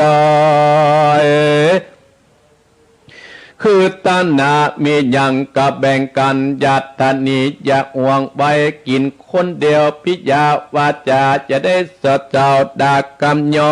พิษเทียงการเจียนจาซึ่งกันโดยกำมวนกำโกรธกำเกียดเสียงแข็งอย่าเอามาแต่งและอุจาจุงประการโยจุมเอาอย่าได้พิการอัตตจักนิยามีการอันใดอย่าเฝ้าอันเดียวได้จงช่วยกันพอคอยเหมือนกับพวกน้อยอยู่ในดินเปิงกันทิศเล็กน้อยกันใหญ่น้อยจงช่วยกันโตตามอย่ากัดตามใจดำใจจืดมักเป็นความเป็นมืดแก่ตนตัวเมื่อมีการโตตามไปนาก็ช่วยกันและนาอันหนึ่งสามันดาตาอย่าถือตัวว่าเป็นใหญ่ใจฟักไฟจองหองอย่าใจมัวกำเจ้าจุงเอาตามพระเจ้าเป็นเครื่องเตือนใจ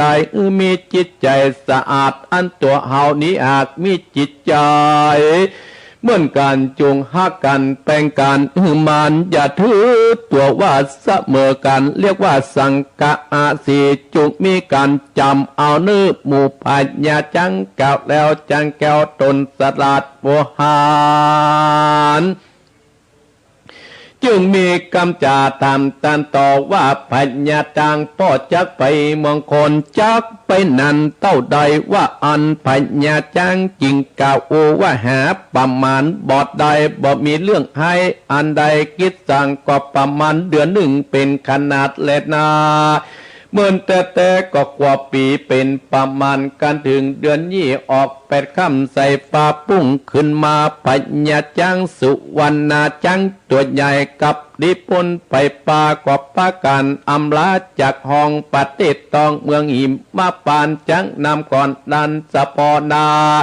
ไปตั้งเหนือไปถึงตีนป่าไม้ปัญญาจังก็บอกเหือปีขึ้นไปเวยๆหือเหลือพันตัวเต้าอันก็ปาการออกจากป่าอิมมากันอันนี้เตียวว่าบุเตียววัดดาได้400ตนเป็นปฏิบัติเทวบุตรสิตนกับมหาศายังผัดญาจังเผือกลำดับข่าวตังไปได้15 วันก็มาเถิ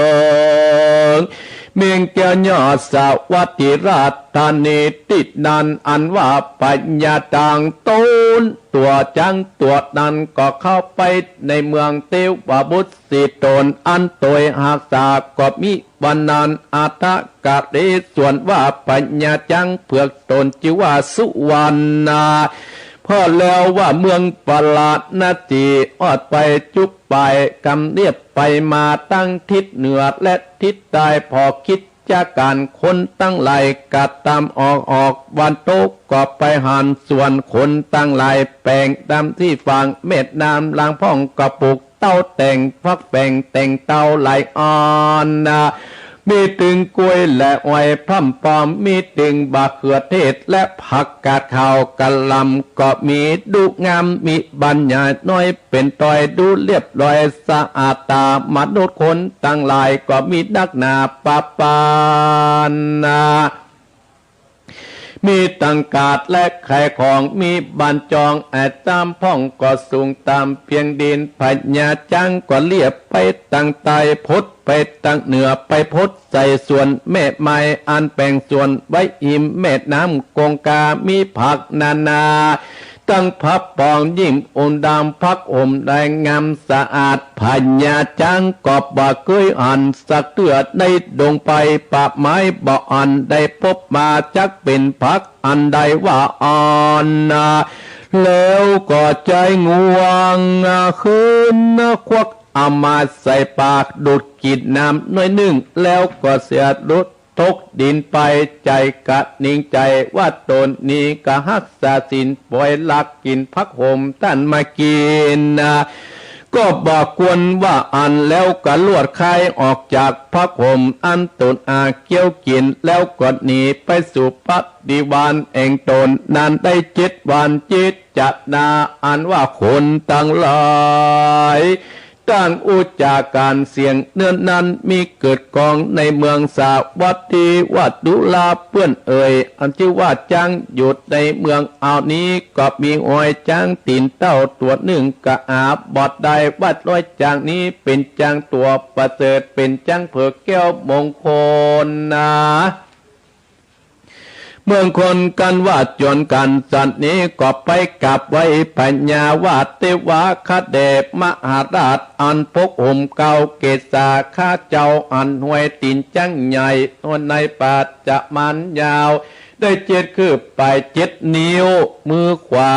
ข้าแดบเบิกเคยอ่านสักเตือปัญญาจังก็ว่ากะปัญญาก็กล่าวว่าจังเผือกแก้วมงคลไผบอดตันอ่านตัวสักญาติเทวดาหากรักษาทนก็จากการเนื่องนั้นบอกแล้วจังเผือกแก้วมงคลอุปาสิกาอันว่านางแม่ไม้เจ้าของส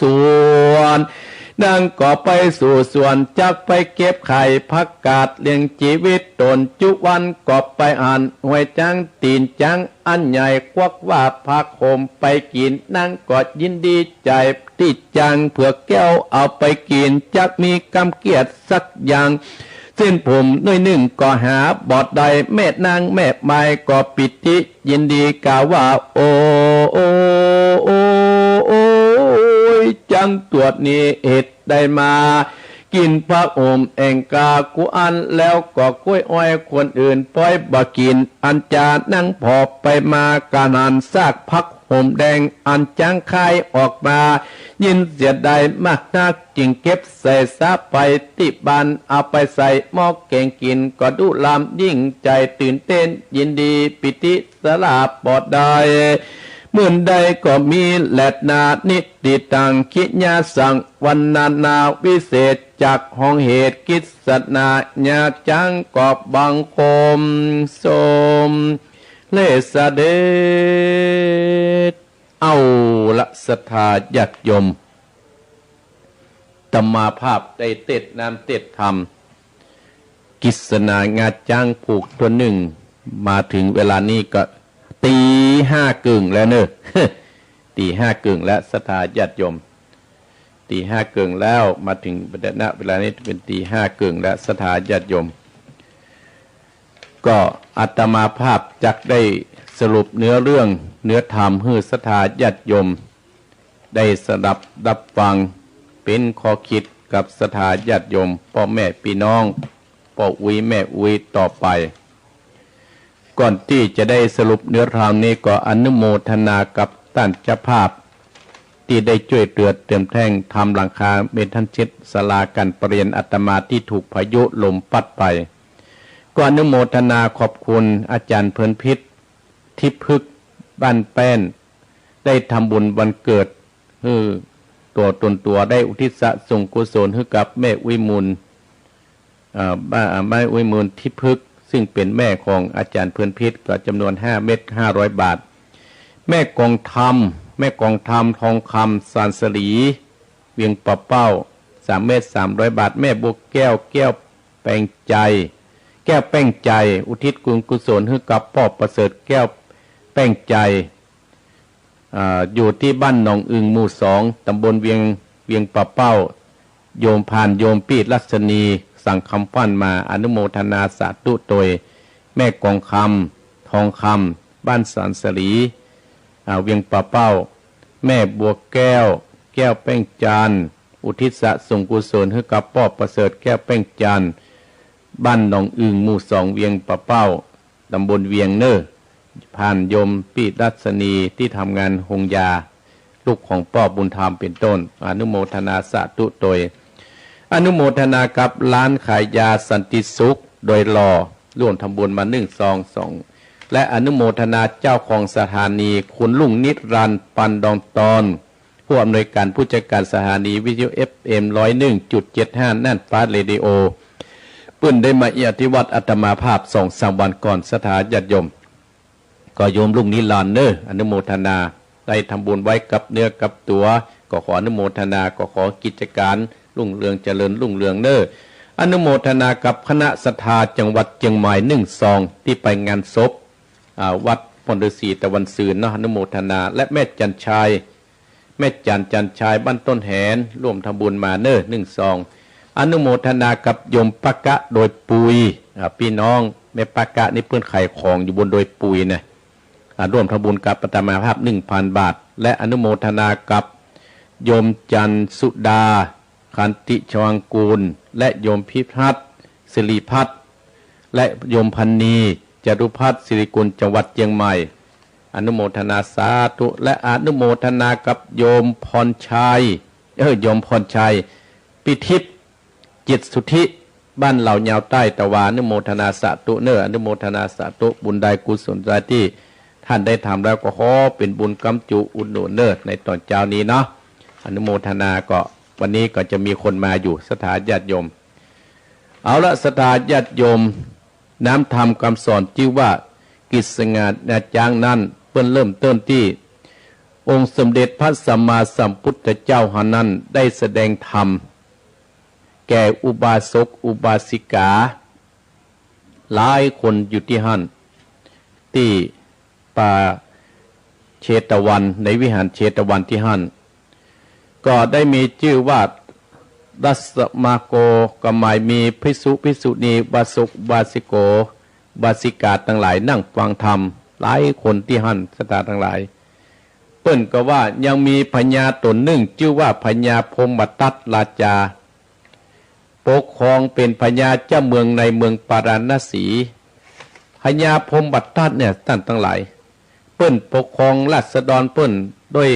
ธรรม10 ประการ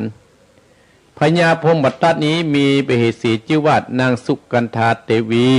มีลูกกว่า7 คนกันท่านทั้งหลายพญามีลูกดกมีลูกคนที่1ชื่อว่ากันทกุมารคนที่2ชื่อว่ากันทากุมารคนที่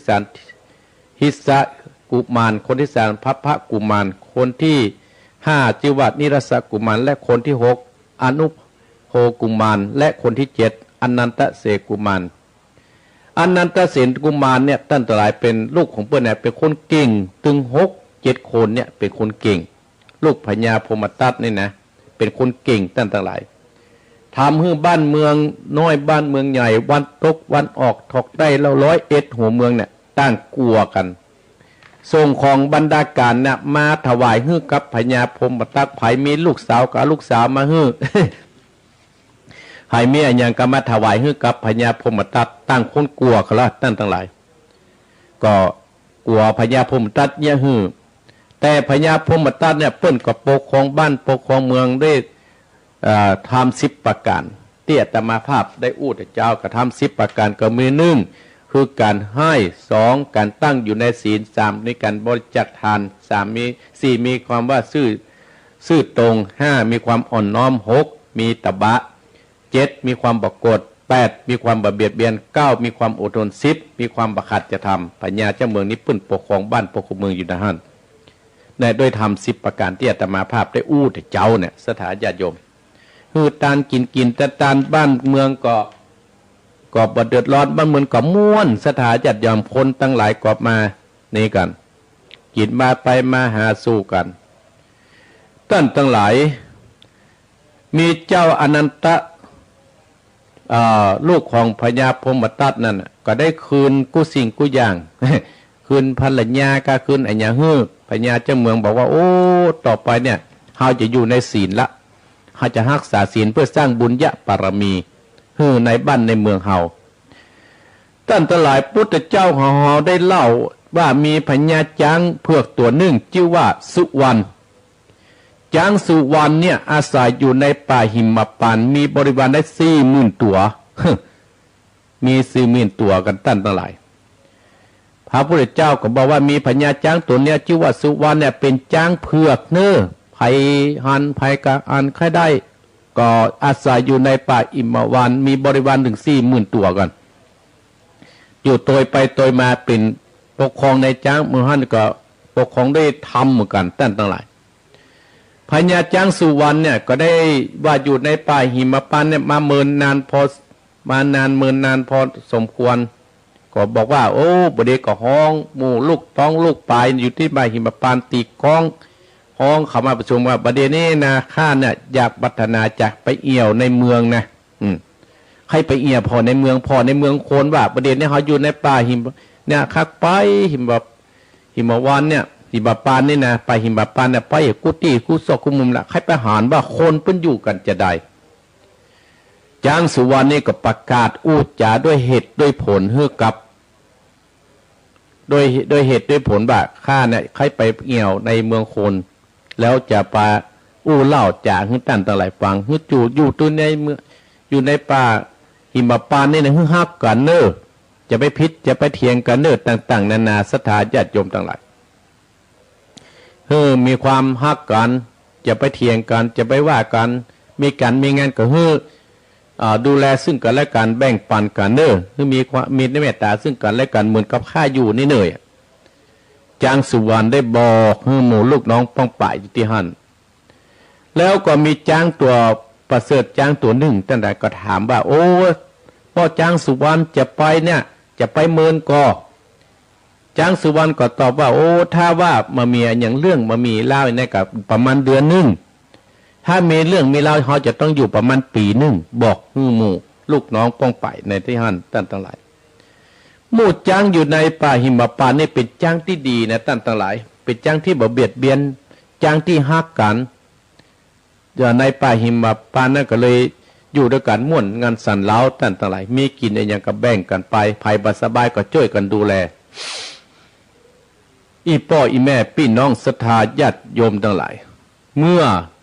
กล่าวกับหมู่ลูกน้องป้องป่ายจ้างสุวรรณก็จะได้ออกไปเอี่ยวในเมืองคนไปที่ไหนตั้งหลายจ้างสุวรรณนี่จะไปเมืองสาวัตถีป่ะนะ ไปเอี่ยวเมืองคนไปสาวัตถีป่ะญาติโยมทั้งหลายจ้างสุวรรณนั่นกับหมู่เปิ้นก็มาส่งตัดให้แล้วเปิ้นเอาไปสีตรวจเตียบุตรเตียวดาก็ตัวรักษาจ้างสุวรรณนั้นจ้างสุวรรณนี่ก็เตียวออกจากป่าแล้วก็ไปบ้านไปถึงเมืองสาวัตถีไปตั้งเหนือพ่องไปตั้งใต้ไปวันตกไปวันออกไปหมดไปพอว่าโอ้ก็หานโคนเนี่ยเปิ้นเนี่ยอยู่ในบ้านในเมืองก็จุ่มเย็นเหมือนกันหานคนเตียวไปเตียวมาไปกัดไปลีกันจ้างสุวรรณเนี่ยตั้งหลายก็ได้เตียวไปแล้วไปพดใส่หานมดกล้วยอ้อยแต่บ่ยอมกินนะไปพดไปประสดประเสริฐส่วนหญ้าไม่ไม้คนหนึ่งหญ้าไม่ไม้นี่ก็ปลูกผักปลูกไม้ปลูกผักกาดปลูกสะปะสะปันปลูกผ้าห่มแดงปลูกมดจ้างสุวรรณนี่กับไปหารอันนี้เป็นผักอันอย่างเนี่ยอยู่ในป่าหิมพานต์บ่เคยหารสักเทื่อบ่เคยหารสักเทื่อไอ้แกต่างหลายแล้วคนตั้งหลายทหารตั้งหลายที่มาเล่าว่าโอ้ไปเล่าของปัญญาจิเมืองว่าดูมาจ้างเขาไปปะใส่หัวตีนจ้างย่อยแต่เนื้ออาจจะเป็นจ้างเผือกแก้วเองไปเล่าของปัญญาเมืองสาวัตถีฟังตั้งแต่ปัญญาสาวัตถีฟังใครหารเนี่ยได้ตัวหารจ้างก็เขาบอกว่ามาหารจ้างเนี่ยไปโพสใจสวนเนี่ยไม่ไหม้ตั้งแต่หลายไปหารใส่พักผมแดงเนี่ยก็ขยะเล็กเอางวงไปควักเอามากินทกมากินโอ้ก็จะได้ยะลงไปก็ด้วยโอ้จะพิสิทธิ์กันละเอาไปแจ้งเจ้ามาแม่ไม่มานี่ตั้งหลายก็ได้มาเซาะมาเก็บพักเพื่อจะไปขายก็ไปหั่นใส่เผาก็เกิดเสียดายก็เลยเก็บไปไว้เอาไปแกงกินตั้งหลายนางนี่กินลำอร่อยก็หั่นหัวตีนจังนะโอ้ใหญ่แต่อันนี้คงจะเป็นจังที่ใหญ่ปิดจังมงคลแล้วเอกอะหั่นตั้งหลายก็ดีใจตั้งหลายก็เกิดความดีใจบ่เกิดบ่เกียดบ่กินแดงใจสักอย่างว่าจ้างเนี่ยจะมาทกผมแดงกับบ่โคตรบ่เกียดสักอย่างอันเนี้ยท่านทั้งหลายทำเรื่องนี้กิษณาเนี่ยจ้างผูกตัวหนึ่งก็จบตัดทีเนี่ยอีพ่ออีแม่พี่น้องศรัทธาญาติโยมทั้งหลายนายจะว่าจะเตะผูกซองต่อไปนั่นก็โอ้เวลาก็ล่วงเลยไปตี5:40นาทีแล้วนะ50อาตมาภาพก็ต้องออกแล้วท่านอาจารย์วรชัยก็ต่ออาตมาภาพวันติดตอนเช้านี่จะมี2 ตนตู้เจ้าบนดอยกับตู้เจ้าพื้นลาบสถานญาติโยมทั้งหลาย อันนี้อาตมาภาพขออนุโมทนากับท่านเจ้าภาพที่ร่วมทำบุญกับอาตมาเมียจันทร์เพิ่นพิษที่พึกอุทิศบุญกุศลให้กับแม่มูลเพื่อได้ทำบุญวันเกิดเน้อ5 ตารางเมตร500 บาทแม่กองคำทองคำบ้านสันสลีบ้านสันสลีเวียงปะเป้าและกับแม่บัวแก้วแป้งจันทร์อุทิศบุญกุศลให้กับป้อประเสริฐแก้วแป้งจันทร์จำนวนคนละ300เป็น600 บาทก็อนุโมทนาสาธุโดยอนุโมทนาสาธุผ่านคุณโยมรัศนีคือเป็นเจ้าหน้าที่เอาโรงพยาบาลเวียงปะเป้าเน้อจำนวน600แม่พองศรีปัญญาบ้านวังมูลเน้อแม่แก้วชยะวังศรีบ้านวังมูล100 บาทแม่เย็นวรธรรมเน้อวรชัยแหม500 บาทอนุโมทนาสาธุเน้อบุญกุศลที่ได้กินได้กันครั้งนี้ก็มีแม่กะโดยปุยแหมหลายผู้หลายคนอนุโมทนาสาธุเน้อเอาละสถาญาติโยมเวลา10 นาทีดังต่อไปนี้ก็คนที่โทรตะกี้ก็บ่ต้องโทรแล้วเน้อโทรมาที่0828857225นะภายได้ฟังธรรมแล้วภายได้ไหว้พระต่างพี่น้องตังลีว่าจะได้พี่น้องตังลีหลับปูนนี่ว่าจะได้พี่น้องหลับปูนนี่หายไปจัดนักเนี่ยเตื้อบันทิก็จังโทรมาหรอภายจะโทรมาก็โทรเน้อวันนี้นะวันนี้ภายจะโทรก็ขอบคุณศรัทธาญาติโยมที่เป็นสะพานบุญให้เน้อปอบบุญธรรมก็ดีโยมปีราชนีก็ดีป้าไอแม่น้อยก็ดีแม่น้อยบ้านแม่หยวกก็ดีเน้อหลายผู้หลายคนเน้อแม่จิรพันธ์ก็ดีแม่เทียมจันทร์ก็ดีเวียงป้าแม่เพชรใต้จานก็ดีแม่น้อยมันแม่หยวกก็ดีเน้ออนุโมทนาสาธุขอบคุณแม่ยมจันเพนคำโพธาเน้อแม่สมศรีที่เข้ามาพออนุโมทนาโทรมาเน้อ10 นาทีนะสถาญาติโยม10 นาทีอันมีค่าพอจะโทรก็โทรถ้าบัดโทรอาตมาภาพก็จะโยมพัฒนานอนุโมทนาโยมแม่เดินเพนที่เข้ามาพอเน้อโยมสุกัญญาแกยะโยมยุพินหอมมาราแม่น้อยเน้ออันนี้ฟังสระบุรีอนุโมทนาสาธุสายแรก103สายแรกสุมาผิดจะเลิกเอามาใหม่เก๊กผิดเนอะสุมาเด้อเอามาใหม่เจริญปอนเนอะเจริญปอนได้ยินเนาะไม่เหือนเนาะเจริญปอนนะแม่เนอะมาเต็กผิดเจริญปอนมาใหม่เจริญปอนไว้สาครับว่าจะได้ไอ้น้องเบลมันก็ฟังขึ้นบ้านทุ่งเรดิโอครับบ้านทุ่งเรดิโอดังถึงจังใหม่กะครับผมฮับได้อยู่ดีบ้านทุ่งก็ได้น่านฟ้าก็ได้วันนั้นเจ้าของน่านฟ้ามาวัดอันหรอน่านฟ้าก็ได้แล้วก็ไฟหินก็ได้ถึง3 คืนเลยครับดีนะแม่น้องเนอตั้งฟังครับเจริญปอนเนอน้องเบลเนอใหญ่คือครับผมเจริญปอนเจริญปอนสาเจ้าท่านพระครูแม่เพนยินน้อยหัวเจเพชรเนอยินดีเนอเจ้าชัดเจนเด้อเจริญปอนเจริญปอนไม่เพนตาจางเจริญปอนว่าสาเจ้าไม่สาแม่บัวเขียวถ้าพระครูที่ว่าฝูโตว่ามาบนโต๊ะบนดอยโต๊ะกับแม่บัวเขียวบนโต๊ะนี่บนโต๊ะกะเขียวโมล่ะอันนี้มันฮ้อนขนาดแม่บัวเขียวฮ้อนหรือบนดอยกันเนี่ยอันนี้เราบนโต๊ะเจนะถ้าพระครูบนโต๊ะเนาะเจ้าว่าสาเจ้าอนุโมทนาสาธุเนออนุโมทนาสาธุเจริญปอนเจ้าแม่ทองเจ้าแม่ทองว่าจะได้ฟังได้ไหว้พระแต่กี้สวดกุลหลวงอะไรนะวันนี้ได้ฟังกึ่งค่อนไหนเด้อกึ่งค่อนกันแล้วเจ้ายินดีเนอะทำมันที่ว่าบ่ามาเจ้าหมวนนี่เนาะกิษณาญาจ้างนะเจ้ายินดีเนอะกำลังใจทำพระครูเด้อเจริญปอนแม่ทองลีเจริญปอนไปซาเจ้าไม่น้อยกัดนัดเจ้าเจริญโป้ไม่น้อยหายไปเมินเนี่ยอุ ด้วยแล้วก็หยอดที่เจ้าหนึ่งพวันเนาะดีกันนัดเนาะบุญเจ้าวาสานี่นะเจ้าเขาวาสานี่ปน่อยเอาทำมันจักกาขังคำเนาะเจ้ามี13หูแต่เจ้ามือตาลนะเจ้าเนาะยินดีวัดน้อยแล้วก็วัดตั้งเจริญวัดตะเหงนะเจ้าวัดน้องเหงยินดีเนอะจักกาขังคำเนาะจักกาขังคำบุญรักษาเจ้าบุญรักษาเนอะเจริญพรบุญกรรมบุญจูเจริญพรพ่อมาเลยครับก็ไว้จากครับบุญธรรมบัจจดอยย่างนั้นมันไทยตัวใหญ่ขนาดไหนฮะ7 นิ้วนี่เนาะหน้ากางยาวหน้ากางมันย่อยดีเนาะแล้วมันจะเป็นจะได้กับฟังถูกส่งติดแน่นะครับขอบคุณโยมพี่เนอะที่เพิ่นโทรเพิ่นเอามาให้แล้วเนอะครับเดี๋ยวแล้วเนาะถึงแล้วอนุโมทนาเนอะ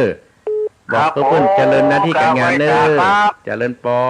นยมปีรัศดีเจริญหน้าที่การงานเจริญปอนครับไว้สาท่านมาแล้วบุญธรรมบุญทันไอ้กี้บุญธรรมนี่บุญธรรมเหมือนกันบุญตานฮะโตบุญธรรมบุญตานท่านอนุโมทนาสาธุเนอะวันนี้ว่างวันนี้อยู่เนาะวันนี้อยู่วันนี้เขาอันจะมาหาอยู่วันนี้เนี่ยวันนี้มือจะบ้านเขามาอยู่จะบ้านเขามาหาอยู่ผู้ฟังนี่แหละพ่อก็จะไปนะอนุโมทนาสาธุเนอะครับอนุโมทนาสาธุมาเลยเนอะแป๊บเดียวบ้านก็มีงานศพดีอนุโมทนาเนอะพ่อเนอะครับวันนี้จะไปครับยินดีเนอะมาพอเถอะแล้วละประเดี๋ยวทำเพดานต่อเจริญพรป้อบุญตานแถวกี้บุญธรรมเจริญพรไปสาเจ้าท่านพระครูไผ่ก็ไผ่ก็ฟังอยู่ปุ่นวันนี้ฟังตั้งแต่ทำแรกมาแล้วเด้อไม่อมรทำพวกนี้บัดได้ยินคำเตือนเลยนะพระครูกิจงานจ้างในกัมมันนั่นน่ะแมงสี่หัวตาท่านี้จบเนี่ยอย่ามาเต็มมันทำขึ้นเบื้องหมดเคยได้ยินแล้วเหมือนกันยินดีเนอะได้ยินแล้วก็ฟังอยู่ยินดีนะแม่เนอะไม่อมรมันได้จ่ายเนอะหน้ากาไม่อมรเจริญปอนท่านพระครูเนอะเจริญปอนขอบคุณเจริญปอน แต่ว่าเจ้าฟังอยู่เนอะฟังอยู่เนอะแม่แดงเจ้าฟังอยู่ฟังแล้วโทรปฏินะเจ้าฟังปฏิติดเลยเหรอติดแล้วยินดีเนอะแม่แดงเนอะยินดีเจริญปอนเจ้าแกไม่สาเจ้าท่านพ่อโคแม่สายพินกันทยาบรรทงซ่านฟังอยู่เนอะเอาเห็นหน่อยได้จบแล้วนะจะจบแล้วแกไม่สาครูบาสังฆะบังคับอยู่ท่าดาวฟังได้ฟังธรรมะกับพระอาจารย์มีความสุขบ้านกันถั่วนอเจ้านำทำคำสอนบวรก่อเจ้าขอบพระคุณจัดนักเป็นคลื่นสีขาวเสียงดังฟังชัดตั้งแถวตรงซานดอนใจสิมาโทรหาครั้งนี้แม่โทรให้กำลังใจเนอะได้ฟังไม่ได้กับม่วนใจเนาะเจ้าจะเล่นปอนให้กำลังใจท่านพ่อครูเนอะขอบคุณนะแม่สายพินเนอะเจ้าติดหน้ามาแหมเนอะติดหน้ามาแหมเนอะมาช่วยกันเด้อจะเลินปอนแม่สายเพียรทุกลำปางเจริญปอนไปสาครับพี่น้องน่านจบที่พี่น้องน่านพอดีปนานยังเศษวันนี้ครับปนานเศษวันไหนเองครับเศษยินดีนะปนานเนอจบตอนนี้พอดีเนอเวลาหมดแล้วนะแก้วขี้หอดมันเวียนเห็นได้อยู่ตลอดครับเจริญปอนนะปอนเนอขอให้ใจพระครูนะครูดีวันยาวครับเจริญปอนมาแล้วเจริญปอนเอาสายสุดท้ายเจริญปอนไม่จ่าเจ้าพระครูเจ้าฮายมาจากบ้านบวกว่า5ตำบลนครเจดีย์เจ้าแม่ใส่แก้ววงคำเจ้าแม่ใส่แก้วบวก5ก่อ5บวกขอ5เจ้าก่อ5บวกก่อ5ฟังเมินแล้วกันแม่ฟังเหมือนแล้วเจ้าได้ไว้เนี่ยสวดพุทธคุณธรรมคุณอย่างเงี้ยเจ้าสวดหมดเนาะฟังเจ้าแสดงว่าลูกพร้อมอัตมาแล้วเนาะ เจ้ายิ ยินดีแม่เนอ มีกำลังใจนะเจ้า จากเล่นปอนอ้าวปิดก่อนปิดก่อนเนาะสถานญาติโยมเนาะเพราะเวลาอาตมาภาพมันจะหมดละมันจะไปกินเวลาท่านอาจารย์วรรณชัยโอ้แต่วันนั้นตุลุงยองเพิ่นฝากซองมาลืมเอาไปไว้ไหนมันให้ในห้องมันเนี่ยซองนั่นน่ะอนุโมทนาสาธุเนอซองที่ตุลุงยองได้รับแล้วเนอพี่น้องทางปุ้นน่ะแม่อายเพิ่นน่ะกราบขอบคุณแม่ซองแม่อัมพาพันธ์ชัยเมืองยองเด้อเนอได้รับแล้วนะแต่คงจะไว้ในห้องย่ำวันนี้มีพ่อบุญตาลมีแม่ศรีมี3ที่สถานญาติโยมที่ไปมาเอี่ยอาตมาภาพอนุโมทนาเนอเรื่องตานหลังคานี่ถ้าโควิดหมดปุ๊บอาตมาภาพตันปั๊บเลยเนอะ เอาสถานญาติโยมตั้งอกตั้งใจฮับปอนเนอร์ก็ที่โทรมามีน้องเบี้ยแม่เฮือนแม่เพนต้าจังแม่บัวเขียวแม่ทองลีแม่น้อยกัดนัดพ่อบุญธรรมพ่อบุญตาลแม่อมรและกับแม่แดงหัวฝายแม่ใส่พินต้งซ่านปนันประเสริฐน่านเนอและก็แม่ใส่แก้วป้าบวกก็5เนอนุโมทนาสาธุเนอตั้งอกตั้งใจครับปอนขอบคุณศรัทธาญาติโยมทุกท่านทุก